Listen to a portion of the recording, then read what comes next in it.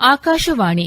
ಸಾಗರದ ಆಚೆಯಲಿ ಮೊಳಗುತಿಹ ಡಿಂಡಿಮ, ಆಗರವು ಪ್ರತಿ ಮನದಿ ಮಿಡಿಯುತಿಹ ಕನ್ನಡ. ಡಿಂಡಿಮ ಡಿಂಡಿಮ ಡಿಂಡಿಮ, ಹೊರನಾಡಿನಲ್ಲಿ ಕನ್ನಡ ಡಿಂಡಿಮ. ಹೊರದೇಶದಲ್ಲಿ ಕನ್ನಡದ ಡಿಂಡಿಮ ವಿಶೇಷ ಕಾರ್ಯಕ್ರಮ ಸರಣಿ ಪ್ರಸ್ತುತಪಡಿಸುತ್ತಾರೆ ಶ್ರೀಮತಿ ಶುಭಾ.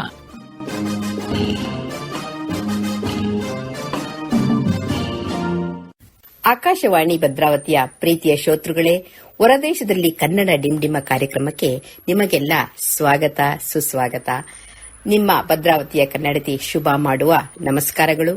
ನಮ್ಮ ಹಿಂದಿನ ಅತಿಥಿ ವಸುಂಧರಾ ಕವಲಿ ಫಿಲಿಯೋಜಾ ಅವರು ಕನ್ನಡ, ಸಂಸ್ಕೃತ, ಇಂಗ್ಲಿಷ್, ಫ್ರೆಂಚ್ ಹೀಗೆ 4 ಭಾಷೆಗಳನ್ನು ನಿರ್ಗಳವಾಗಿ ಮಾತನಾಡುವವರು.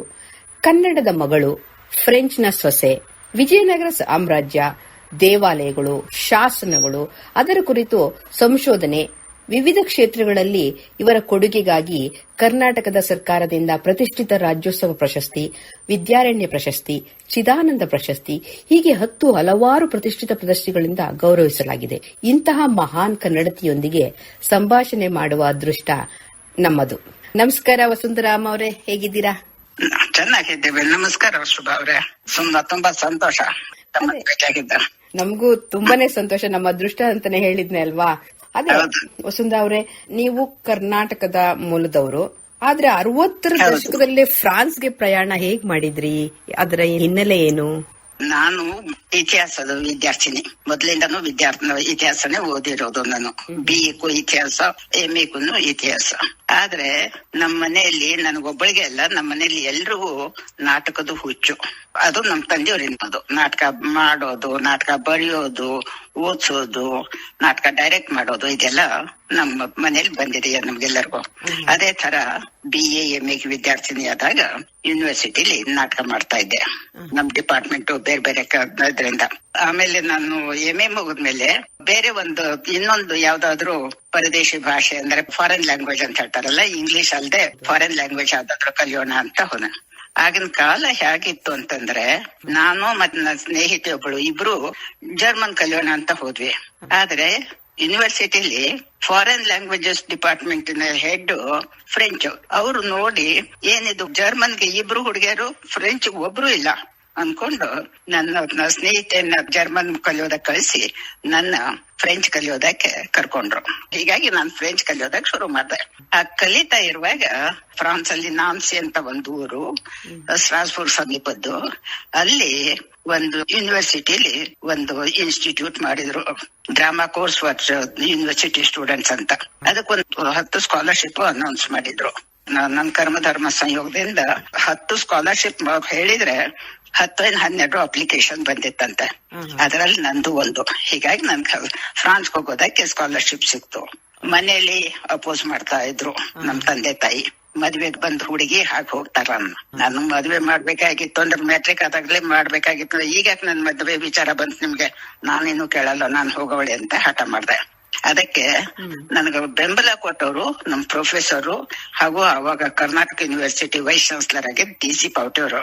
Miss Kavali, you are born for doing the acting in dramas, you must go ಅಂತ ಹೇಳಿ ಅವರು ಹೇಳ್ತಾ ಇದ್ರು. ಆಮೇಲೆ ಅದಕ್ಕೆ ನಮ್ ಭಾವ, ನಮ್ಮ ಅಕ್ಕನ ಗಂಡ ಅಂದ್ರೆ ವನ್ಮಾಲಾಚಾರ್ಯ ಗಂಡ, ಅವರು ಸಪೋರ್ಟ್ ಕೊಟ್ಟು, ಇಲ್ಲ ಆಕೆಗೇನು ತುಂಬಾ ಹೋಗೋ ಮನ್ಸಿದೆ, ಹೋಗ್ಲಿ ಬಿಡಿ ಅಂತಂದು ಅವ್ರು ನನಗೆ ಸಪೋರ್ಟ್ ಕೊಟ್ಟು ಏರ್ ಟಿಕೆಟ್ ಕೊಟ್ಟು ಕಳ್ಸಿದ್ರು. ಆ ವರ್ಷ ಧಾರವಾಡದಿಂದ first lady to go to France. ಅದೇ ತುಂಬಾ ಅದ್ಭುತ. ಇದು 1960-70 ದಶಕದಲ್ಲಿ 65ರಲ್ಲಿ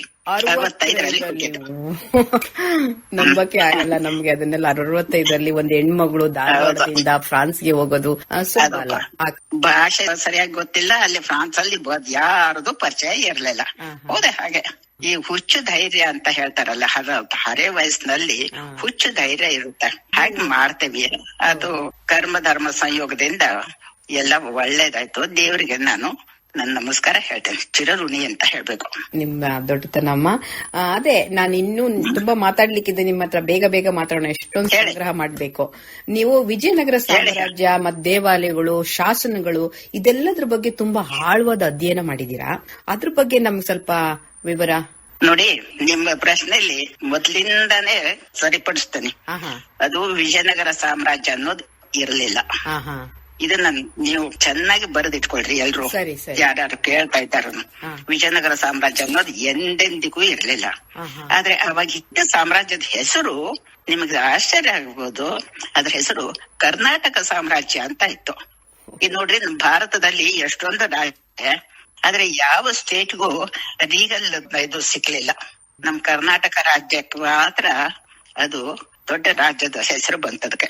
ಆ ಕರ್ನಾಟಕ ರಾಜ್ಯದ ವಿಸ್ತೀರ್ಣ ಎಷ್ಟಿತ್ತು ಅಂತಂದ್ರೆ, ಅವರು ಅರಸರೇ ಹೇಳ್ಕೊಳ್ತಾ ಇದ್ರು ಚತುಸ್ಸಮುದ್ರಾಧಿಪತಿ ಅಂತ. ಅಂದ್ರೆ 4 ಸಮುದ್ರ. ನಮ್ ಕರ್ನಾಟಕಕ್ಕೆ 4 ಸಮುದ್ರ ಇಲ್ಲ.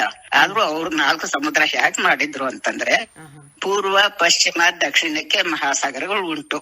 ಆದ್ರೆ ಉತ್ತರಕ್ಕೆ ಅಲ್ಲಿ ಉತ್ತರಕ್ಕೆ ಕೃಷ್ಣಾ ನದಿ, ಅದೇ ಸಮುದ್ರ ಅಂತ ಹೇಳಿ ಚತುಸ್ಸಮುದ್ರಾಧಿಪತಿ ಅಂತ ಹೇಳ. ಅಂದ್ರೆ ನಮ್ ಕರ್ನಾಟಕ ಸಾಮ್ರಾಜ್ಯ ಕೃಷ್ಣೆಯಿಂದ ಕನ್ಯಾಕುಮಾರಿವರೆಗೂ ಹಬ್ಬಿತ್ತು. ಅಷ್ಟು ದೊಡ್ಡದಿತ್ತು. ಅಂದ್ರೆ ಅದರಲ್ಲಿ ದೇಶ ಬಂತು, ತಮಿಳುನಾಡು ಬಂತು, ಸ್ವಲ್ಪ ಮಹಾರಾಷ್ಟ್ರದ್ದು, ಕೇರಳದ್ದು ಕೆಲವೊಂದು ಭಾಗಗಳು ಕೂಡಿದ್ದು. ನಮ್ ಕರ್ನಾಟಕ ಅಲ್ದೇನೆ ಇಷ್ಟು ದೊಡ್ಡದು ಕರ್ನಾಟಕ. ಈಗ ನಾವು ಚಿಕ್ಕ ರಾಜ್ಯ ಅಂತ ಮಾಡ್ಕೊಂಡಿದೀವಿ, ಆದ್ರೆ ಇಷ್ಟು ವಿಸ್ತೀರ್ಣವಾದ ರಾಜ್ಯ ಆಗಿತ್ತು. ಭಾರತದಲ್ಲಿ ಯಾವ್ದು ಸ್ಟೇಟ್ಗೂ ಇಷ್ಟು ಬಂದಿಲ್ಲ, ಇಷ್ಟು ದೊಡ್ಡದು ನಾವು ವಿಸ್ತೀರ್ಣ. ಆಮೇಲೆ ಆ ಕಾಲಕ್ಕೆ ವಿದ್ಯಾರಣ್ಯ ಇರ್ಲಿಲ್ಲ. ಇದು 2ನೇ ಮಾತು. 3ನೇದಂದ್ರೆ ವಿದ್ಯಾರಣ್ಯ ಇಲ್ಲ, ವಿಜಯನಗರ ಸಾಮ್ರಾಜ್ಯ ಇಲ್ಲ ಅಂದ್ಮೇಲೆ ಪಾಪ ಭುವನೇಶ್ವರಿ ಯಾಕೆ? ಹಾಗೆ ನೋಡಿದ್ರೆ 1538ಕ್ಕೆ ಈ ಕಥೆಗಳು ಹರಿಹರ ವಿರೂಪಾಕ್ಷನ ಆಜ್ಞೆಯಿಂದ ವಿಜಯನಗರ ಪಟ್ಟಣ ಕಟ್ಟಿದ ಅಂತ. ಅವಾಗಲೇ ವಿರೂಪಾಕ್ಷನಿಂದ ಅಲ್ಲಿ ಹರಿಹರ ಕಟ್ಟಿದ ಅಂತ. ಅದೇ ಸಮಯಕ್ಕೆ ಬಂದ ಕೆಲವೊಂದು ಪೋರ್ಚುಗೀಸ್ ವ್ಯಾಪಾರಸ್ಥರು, ಕುದುರೆ ವ್ಯಾಪಾರಸ್ಥರು ಒಂದ್ ದಿವ್ಸ ಹರಿಹರ ಇದಕ್ಕೆ ಹೋಗಿದ್ದ ಭೇಟಿ ಆಡ್ಲಿಕ್ಕೆ. ಅದು ಮೊಲ ನಾಯಿನ ಕಚ್ಚಿತು ಅಂತ ಅದ್ ಕಥೆ ಗೊತ್ತಲ್ಲ ನಿಮ್ಗೆ.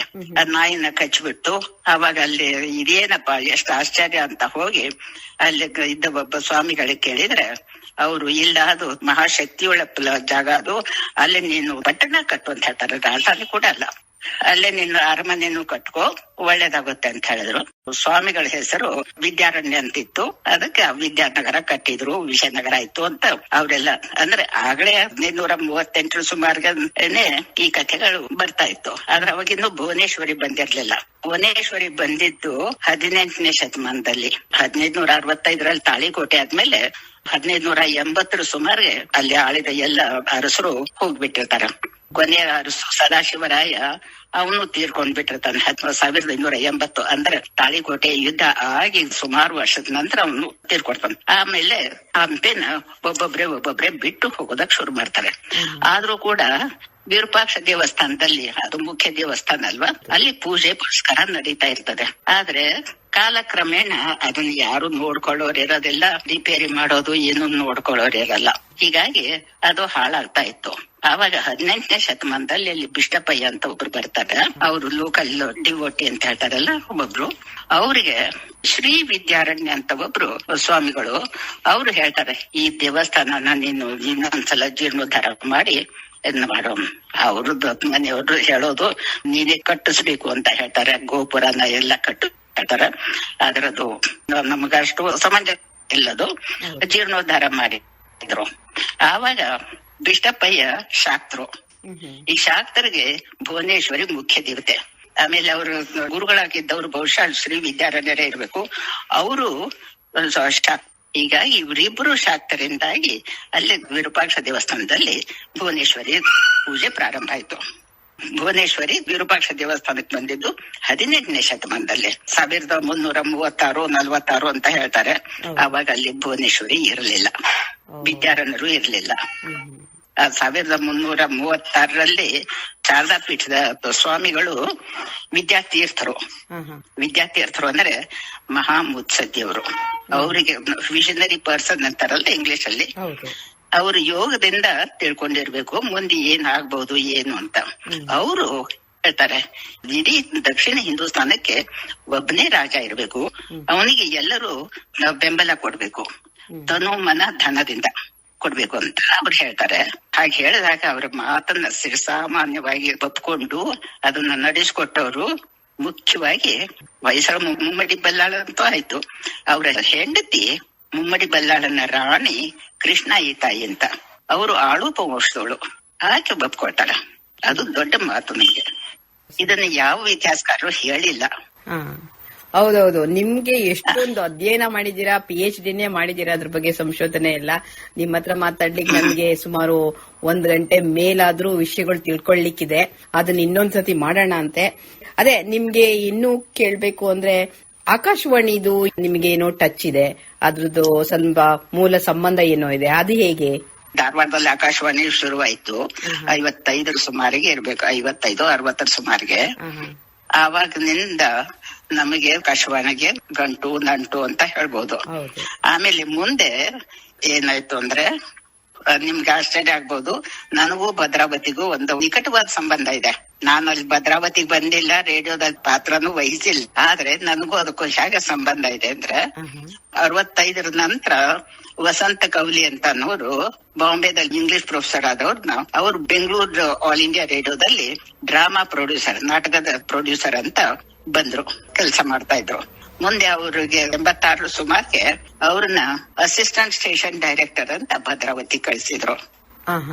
ಆ ವಸಂತ ಕೌಲಿ ನನಗೆ ಸ್ವಂತ ಅಣ್ಣ. ಆಮೇಲೆ ಅಲ್ಲಿ ಬಂದಾಗ ಅಣ್ಣ ನನಗ್ ಬರೆದ್ರು, ಇದು ಭದ್ರಾವತಿ ರೈಲ್ವೆ ಸ್ಟೇಷನ್ ಇದೆ, ಇದನ್ನ ನಾನು ಇಂಡಿಪೆಂಡೆಂಟ್ ಸ್ಟೇಷನ್ ಅಂತ ಮಾಡಿಸ್ತೇನೆ ಅಂತಂದು ಸ್ಟೇಷನ್ ಅಥಾರಿಟೀಸ್ಗೆಲ್ಲ ಬರೆದು ಕ್ಲೀನ್ ಅದೆಲ್ಲ ಅವ್ರಿಗೆ ಹೇಳಿ ಅದನ್ನ ಭದ್ರಾವತಿ ಸ್ಟೇಷನ್ ಇಂಡಿಪೆಂಡೆಂಟ್ ಸ್ಟೇಷನ್ ಅಂತ ಮಾಡಿಸಿದ್ರು.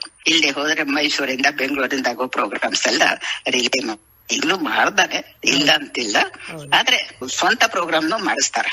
ಅಂದ್ರೆ ಈಗ ನೀವ್ ಹೇಳ್ತಿರೋದು 1955ರಲ್ಲಿ ನಿಮ್ಮ ಅಣ್ಣ ವಸಂತ ಕಾವಲಿಯವರು ಆಕಾಶವಾಣಿ ಭದ್ರಾವತಿಗೆ ಕೆಲಸ ಮಾಡಿದ್ದಾರೆ ಅಂತ. 65ರಿಂದ 86ರವರೆಗೂ ಬೆಂಗಳೂರು ಆಕಾಶವಾಣಿ, 86ರಿಂದ 88ರವರೆಗೂ ಭದ್ರಾವತಿ. 88ರಲ್ಲಿ ಅವ್ರು ತೀರ್ಕೊಂಡೇ ಬಿಟ್ರು. ಸಮಾಧಿ ಇನ್ನು ಭದ್ರಾವತಿಲೇನೇ ಇದೆ. ಅದೇ ಅಮ್ಮ, ನಾನು ಇನ್ನೂ ನಿಮ್ಮ ಹತ್ರ ತುಂಬಾ ಪ್ರಶ್ನೆಗಳು ಕೇಳ್ಬೇಕು ಅನ್ಕೊಂಡಿದೀನಿ, ಆದ್ರೆ ಟೈಮು ಆಗ್ತಾ ಇದೆ. ಇನ್ನೊಂದು ಕೇಳ್ಬಿಡ್ತೀನಿ ಇರ್ಲಿ. ಅದೇನಂದ್ರೆ, ನೀವೀಗ ಇಷ್ಟೊಂದು ಕನ್ನಡ ಸಂಸ್ಕೃತಿ ಎಲ್ಲ ಮುಳುಗೋಗಿದ್ದೀರಾ, ನಿಮ್ ಮನೆಯವರು ಫ್ರಾನ್ಸ್ನವರು, ಮತ್ತೆ ನಿಮ್ ಮಕ್ಕಳು ಎಲ್ಲಿಗೆ ಹೊಂದ್ಕೊಂಡಿದ್ದಾರೆ, ಹೇಗೆ ಸಂಸ್ಕೃತಿನ ಮುಂದುವರ್ಸ್ಕೊಂಡು ಹೋಗ್ತಾ ಇದ್ದಾರೆ? ಮಕ್ಕಳು ಹುಟ್ಟಿದ್ದು ಮದ್ರಾಸಲ್ಲಿ. ನಾವ್ ಅವಾಗ ಪಾಂಡಿಚೇರಿಲಿ ಇರ್ತಿದ್ವಿ. ನನ್ ಮದ್ವೆ ಆದಾಗ 55ರಲ್ಲಿ ಪಾಂಡಿಚೇರಿ ಭಾರತಕ್ಕೆ ಅಟ್ಯಾಚ್ ಮಾಡಿದ್ರಲ್ಲ, ಭಾರತಕ್ಕೆ ಕೊಟ್ರು. ಸ್ವಾತಂತ್ರ್ಯ ಬಂತು. ಆವಾಗ ನೆಹರು ಅವರು ಇಲ್ಲಿ ಒಂದು ಫ್ರೆಂಚ್ ಕಲ್ಚರಲ್ ಸೆಂಟರ್ ಇರ್ಬೇಕು ಅಂತ ಅಂದ್ರು. ಆವಾಗ ನಮ್ಮ ಮಾವನವರು ಅಂತ ಸುಮ್ನೆ Alliance Francaise dance of music in ಬೇಡ, ಫ್ರೆಂಚ್ ಸ್ಕಾಲರ್ಸ್ ಮತ್ತೆ ಇಂಡಿಯನ್ ಪಂಡಿತರು ಕೂಡಿ ಕೆಲಸ ಮಾಡುವಂತ ಒಂದು ಇನ್ಸ್ಟಿಟ್ಯೂಟ್ ಮಾಡೋಣ ಅಂತ ಇಂತ ವಿಷಯ ಹೇಳಿದಾಗ ನೆಹರು ಅವರು ಕೂಡ್ಲೇನೆ ಎಸ್ ಅಂದ್ಬಿಟ್ರು. ಅವ್ರ ಜೊತೆ ಪಾಪ ಇದ್ರು. ಅವರು ಅಯ್ಯೋ ಒಳ್ಳೆ ವಿಷಯ, ಇದನ್ನ ಪ್ರಾರಂಭ ಮಾಡ್ಬೇಡ್ರಿ ಅಂತ. ಅದಕ್ಕೆ ಅಲ್ಲಿ ಫ್ರೆಂಚ್ ಇನ್ಸ್ಟಿಟ್ಯೂಟ್ ಆಫ್ ಇಂಡಾಲಜಿ ಅಂತ ಪ್ರಾರಂಭಿಸಿದ್ರು. ಅವರೇ ಫೌಂಡರ್ ಡೈರೆಕ್ಟರ್ ಅಂತ ಅಲ್ಲಿದ್ರು. ಅವ್ರ ಹೆಸರು ಜಾನ್ ಫಿಲಿಯೋಸಾ ಅಂತ. ಆ ಜಾನ್ ಫಿಲಿಯೋಸಾ ಅಂದ್ರೆ ಅವರು ಇಂಟರ್ನ್ಯಾಷನಲ್ ಸ್ಕಾಲರ್ ಇಂಡಾಲಜಿಲಿ. ಅವ್ರಿಗೆ ಫ್ರೆಂಚ್ ಅಂತೂ ಅವ್ರ ಮಾತೃ ಭಾಷೆ ಅಲ್ಲದೆ ಸಂಸ್ಕೃತ, ತಮಿಳು, ಅದಲ್ಲದೆ ಉಳಿದ ಭಾಷೆಗಳು ಟಿಬೆಟನ್ ಬರ್ತಿತ್ತು. ಮೊದಲು ಅವ್ರು ಕಲ್ತಿದ್ದು ಮೆಡಿಕಲ್ ಡಾಕ್ಟರು, ಆಫ್ಥಾಲ್ಮಾಲಜಿ ಅಂದ್ರೆ ಕಣ್ಣಿನ ಸ್ಪೆಷಲಿಸ್ಟ್ ಅವರು. ಅವ್ರು ಕಲಿತಾ ಇರುವಾಗ ಭಾರತದ ಕಥೆಗಳು ಅದರ ಬಗ್ಗೆ ಇಂಟ್ರೆಸ್ಟ್ ಹುಟ್ಟು. ಅವಾಗ ಅಲ್ಲಿ ಸಿಲ್ವಾ ಲಿವಿ ಅಂತ ಒಬ್ಬ ಪ್ರೊಫೆಸರ್ ಇದ್ರು, ಮಹಾಪಂಡಿತರು ಅವರು. ಅವರು ನಮ್ಮ ಮಾವನವರಿಗೆ ಎಲ್ಲ ಗೈಡೆನ್ಸ್ ಕೊಟ್ಟು ಸಂಸ್ಕೃತ ಅದನ್ನೆಲ್ಲ ಓದೋದಕ್ಕೆ ಸಹಾಯ ಮಾಡಿ ಮುಂದೆ ಅವರನ್ನ ಒಬ್ಬ ದೊಡ್ಡ ಇಂಡಾಲಜಿಸ್ಟ್ ಅಂತ ಮಾಡಿದ್ರು. ಫ್ರೆಂಚ್ ಅವರು, ಕನ್ನಡದವರಲ್ಲ ಅವರು. ಅವರು ಫ್ರೆಂಚ್ ಇಲ್ಲ, ಅವರು ಒಂದು ಮೂಲ ಸೆಂಟ್ ಪರ್ಟ್ನ ಫ್ರೆಂಚು. ಅವರು ಒಂದು ಭಾರತದ ಮೇಲೆ ಬರೆದಿರೋ ಪುಸ್ತಕಕ್ಕೆ ನೆಹರು ಅವ್ರ ಪ್ರಿಫೇಸ್ ಬರ್ತಿದ್ದಾರೆ. ನೆಹರು ಅವ್ರ ಮುನ್ನಡಿ ಇದೆ. ಅಷ್ಟು ದೊಡ್ಡ ಮನುಷ್ಯರಿದ್ರು. ಅವ್ರಿಗೆ ಕಪಿಲ ವಾತ್ಸಾಯನ ಇವರೆಲ್ಲ ಎಷ್ಟು ಮರ್ಯಾದೆ ಕೊಡ್ತಿದ್ರು. ಅದರಿಂದಾಗಿ ನಾವು ಪಾಂಡಿಚೇರಿಲಿ ಇದ್ವಿ. ನಮ್ಮ ಮಕ್ಕಳು ಪಾಂಡಿಚೇರಿ, ಮದ್ರಾಸ್, ತಮಿಳ್ ಕಲ್ಚರ್ ಐತೆ. ತಾಯಿ ಇನ್ಫ್ಲೂಯೆನ್ಸ್ ಜಾಸ್ತಿ ಇರುತ್ತೆ ಅಂತ ಹೇಳ್ತಾರೆ ಯಾವಾಗ್ಲೂ ಮಕ್ಕಳ ಮೇಲೆ. ನಾನ್ ಕನ್ನಡತಿ ಆಗಿದ್ದಕ್ಕೆ ನನ್ನ ಮಕ್ಕಳಿಗೆ ಕನ್ನಡದ್ದು ತುಂಬಾ ಇದು. ನಮ್ಗಿಬ್ರು ಹೆಣ್ಮಕ್ಳು. ಮೊದಲನೇವಳ ಹೆಸರು ಮನೋನ್ಮಣಿ ಅಂತ ಪಾರ್ವತಿ ಹೆಸರು, ಎರಡನೇವಳು ಭಾಮತಿ ಅಂತ ವಾಚಸ್ಪತಿ ಮಿಶ್ರನ್ ಹೆಂಡತಿ ಹೆಸರದು. ಅವರಿಬ್ಬರಿಗೂ ಕರ್ನಾಟಕದ ಬಗ್ಗೆ ಅಭಿಮಾನ. ಅವರಿಬ್ರು ಚಿಕ್ಕ ಚಿಕ್ಕ ಮಕ್ಕಳಿದ್ದು 3 ವರ್ಷದ್ದು 5 ವರ್ಷದ್ದು. ಆವಾಗಿನಿಂದ ಅವ್ರನ್ನ ನಾನು ಹಂಪೆ ಕರ್ಕೊಂಡು ಹೋಗಿ ನಾನ್ ನನ್ ಕೆಲಸ ಮಾಡ್ಬೇಕು, ಅವು ಅಲ್ಲೇ ಮಕ್ಕಳ ಜೊತೆಗೆ ಆಟ ಆಡ್ತಿದ್ರು. ಹೀಗಾಗಿ ಅವ್ರಿಗೆ ಭಾರತ, ಅದ್ರಲ್ಲೂ ಹಂಪೆ ಅಂದ್ರೆ ತುಂಬಾ ಇಷ್ಟ. ಅಲ್ಲೇ ನಮ್ ಜೊತೆಗೆ ಹಂಪೆಗೆ ಬಂದಾಗ ಮಕ್ಕಳ ಜೊತೆಗೆ ಆಟ ಆಡ್ತಾರೆ, ಮೆಣಸಿನ್ಕಾಯಿ ಬಜ್ಜಿ ಮಾಡ್ತಾರಲ್ಲ, ಆ ಬಜ್ಜಿ ತಿಂತಾರೆ. ಅಲ್ಲಿದು ಕಡ್ಲೆ ಬೀಜ, ಕಡ್ಲೆಕಾಯಿ ಎಲ್ಲ ತಿನ್ಕೊಂಡು ಓಡಾಡ್ಕೊಂಡು ನನ್ಗೆ ಇದು ಬೇಕು ಅದು ಬೇಕು ಅನ್ಕೊಂಡು ಓಡಾಡ್ಕೊಂಡು ಇದ್ ಮಾಡ್ತಾರೆ. ಆಮೇಲೆ ನಮ್ ತಾಯಿ ಜೊತೆ ಕನ್ನಡ ಕಲ್ತು ಓದೋದು ಬರೆಯೋದನ್ನು ಮಾಡ್ತಾರೆ ಕನ್ನಡದಲ್ಲಿ. ಆಮೇಲೆ ನಮ್ ತಾಯಿಗೆ ಒಳ್ಳೆ ಕಸೂತಿ ಬರ್ತಿತ್ತು. ಅಜ್ಜಿ ನಮ್ ಕಸೂತಿ ಕಲ್ಸು, ಕಸೂತಿ ಹಾಕ್ತಾರ ಅವ್ರು ಬಟ್ಟೆ ಮೇಲೆ. ಹೀಗಾಗಿ ಅವ್ರಿಗೆ ಇಂಡಿಯನ್ ಕಲ್ಚರ್ ಇದೆ. ಆಮೇಲೆ ನಮ್ಮ ಮನೆಯವರು ಸುಟ್ಟು, ಹೀಗಾಗಿ ನಮ್ಮ ಮಕ್ಕಳಿಗೆ ಫ್ರೆಂಚು ಸಂಸ್ಕೃತ ಎರಡು ಕಲ್ಚರ್ದು ಇನ್ಫ್ಲುಯೆನ್ಸ್ ಇದೆ. ಅವ್ರಿಗೆ ಕ್ಲಾಸಿಕಲ್ ಸಂಗೀತ ಬೇಕು, ಇಂಡಿಯನ್ ಕ್ಲಾಸಿಕಲ್ ಡಾನ್ಸ್ ಮಾಡ್ತಾರೆ, ಭರತನಾಟ್ಯ ಮಾಡ್ತಾಳೆ. ಆಮೇಲೆ ಒಂದ್ 10-12 ವರ್ಷದಿಂದ ಅಲ್ಲಿ ಸಂಸ್ಕೃತ ದಿವಸ ಅಂತ ಮಾಡಿಸ್ತಿದ್ದೆ. ಈಗ ನನಗ್ ವಯಸ್ಸಾಯ್ತು ಸಾಕಾಯ್ತು ಅಂತಂದ್ರೆ ಇಂಡಿಯನ್ ಎಂಬಸಿಯವರು ಇಡೀ ಯುರೋಪದಲ್ಲಿ ಬರೀ ಫ್ರಾನ್ಸ್ ಅಲ್ಲಿ ಮಾತ್ರ ಸಂಸ್ಕೃತ ದಿವಸ ಆಗ್ತಾ ಇದೆ, ಅದನ್ನ ನೀವು ಪ್ರಾರಂಭಿಸಿದ್ದು, ಅದನ್ನ ಹಾಗೆ ಬಿಡ್ಕೂಡ್ದು, ಕಂಟಿನ್ಯೂ ಮಾಡ್ರಿ, ಉಳಿದವ್ರಿಗೆ ಟ್ರೈನಿಂಗ್ ಕೊಟ್ಟು ನಿಮ್ ಗೈಡೆನ್ಸ್ ಅಲ್ಲಿ ಅದು ಮುಂದುವರಿಲಿ ಅಂತ ಹೇಳಿದ್ರು. ಈ ವರ್ಷದಿಂದ ನಮ್ಮ ಮಗಳು ಸಂಸ್ಕೃತ ದಿವಸ ಮಾಡಿಸ್ತಾಳೆ ಪ್ಯಾರಿಸ್ ಅಲ್ಲಿ. ಅದ್ಭುತ. ಈ ವರ್ಷ ನಾಗಾನಂದ ನಾಟಕ ಮಾಡ್ತಾರೆ. ಓ ಹೌದಾ. ವಸುಂಧರ ಅಮ್ಮ ಅವರೇ, ನಿಮ್ಮ ಹತ್ರ ಮಾತಾಡಿ ನಮಗೆ ತುಂಬಾನೇ ಸಂತೋಷ ಆಗಿದೆ. ಎಷ್ಟೊಂದು ವಿಷಯಗಳನ್ನು ತಿಳ್ಕೊಂಡ್ವಿ, ಆದ್ರೂ ಇನ್ನೂ ನಿಮ್ಮ ಹತ್ರ ಸಾಗರದಷ್ಟು ವಿಷಯ ಇದೆ ತಿಳ್ಕೊಳ್ಳಿಕ್ಕೆ. ಅದಕ್ಕೆ ಇನ್ನೊಂದಿನ 1 ಗಂಟೆ ಪ್ರೋಗ್ರಾಮ್ ಮಾಡ್ಬಿಟ್ಟು ನಿಮ್ಮ ಹತ್ರ ಮಾತಾಡೋಣ ಅಂತೆ. ತುಂಬಾ ಧನ್ಯವಾದಗಳು. ನಾನು ಧನ್ಯವಾದಗಳನ್ನ ಹೇಳ್ಬೇಕು, ನನ್ನನ್ನು ಕರೆಸಿ ಇಷ್ಟೆಲ್ಲ ಮಾತಾಡೋದಕ್ಕೆ ಅವಕಾಶ ಕೊಟ್ಟಿದ್ದಕ್ಕೆ. ನಮಸ್ಕಾರ. ಶುಭ. ನಮಸ್ಕಾರ. ಜೈ ಭುವನೇಶ್ವರಿ. ದೂರ ದೂರ ಸಾಗಿದರು ಭಾವದಲೆಯೂ ಕನ್ನಡ. ನಮ್ಮ ಇಂದಿನ ಅತಿಥಿ ಉಷಾ ಗಣಪತಿ ಅವರು. ಅಮೆರಿಕ ಕನ್ನಡಿಗರಿಗೆ ಒಂದು ಐತಿಹಾಸಿಕ ಕ್ಷಣ. ಅಧಿಕೃತವಾಗಿ ನವೆಂಬರ್ 1 ಕನ್ನಡ ದಿನವೆಂದು ಘೋಷಿಸಿದೆ. ನಮ್ಮ ಕನ್ನಡಿಗರಿಗೆ ಹೆಮ್ಮೆಯ ಕ್ಷಣಗಳು. ಇದೆಲ್ಲದರ ಬಗ್ಗೆ ಮಾತನಾಡೋಣ ಬನ್ನಿ. ನಮಸ್ಕಾರ ಉಷಾ ಅವರೇ, ಹೇಗಿದ್ದೀರಾ? ನಮಸ್ಕಾರ ಶುಭ ಅವ್ರೆ, ತುಂಬಾ ಚೆನ್ನಾಗಿದ್ದೀನಿ. ನೀವು ಹೇಗಿದ್ದೀರಾ? ನಾವು ತುಂಬಾ ಚೆನ್ನಾಗಿದ್ದೀವಿ. ಸ್ವಲ್ಪ ಚಳಿ ನಮ್ಮೂರಲ್ಲೀಗ. ಹೌದು ಹೌದು. ನಮ್ಮ ಈ ವರದೇಶ ಕಾರ್ಯಕ್ರಮದಲ್ಲಿ ನಿಮಗೆ ಸ್ವಾಗತ. ಮತ್ತೆ ನೀವೀಗ ಯಾವ ದೇಶದಲ್ಲಿದ್ದೀರಾ, ಯಾವ ಪ್ರದೇಶದಲ್ಲಿದ್ದೀರಾ, ನಿಮ್ಮ ಈ ಪ್ರಯಾಣ ಹೇಗೆ ಶುರುವಾಯಿತು, ಮತ್ತೆ ನಿಮ್ಮ ಮನೆಯವರ ಬಗ್ಗೆ ಒಂದು ಕಿರು ಪರಿಚಯ.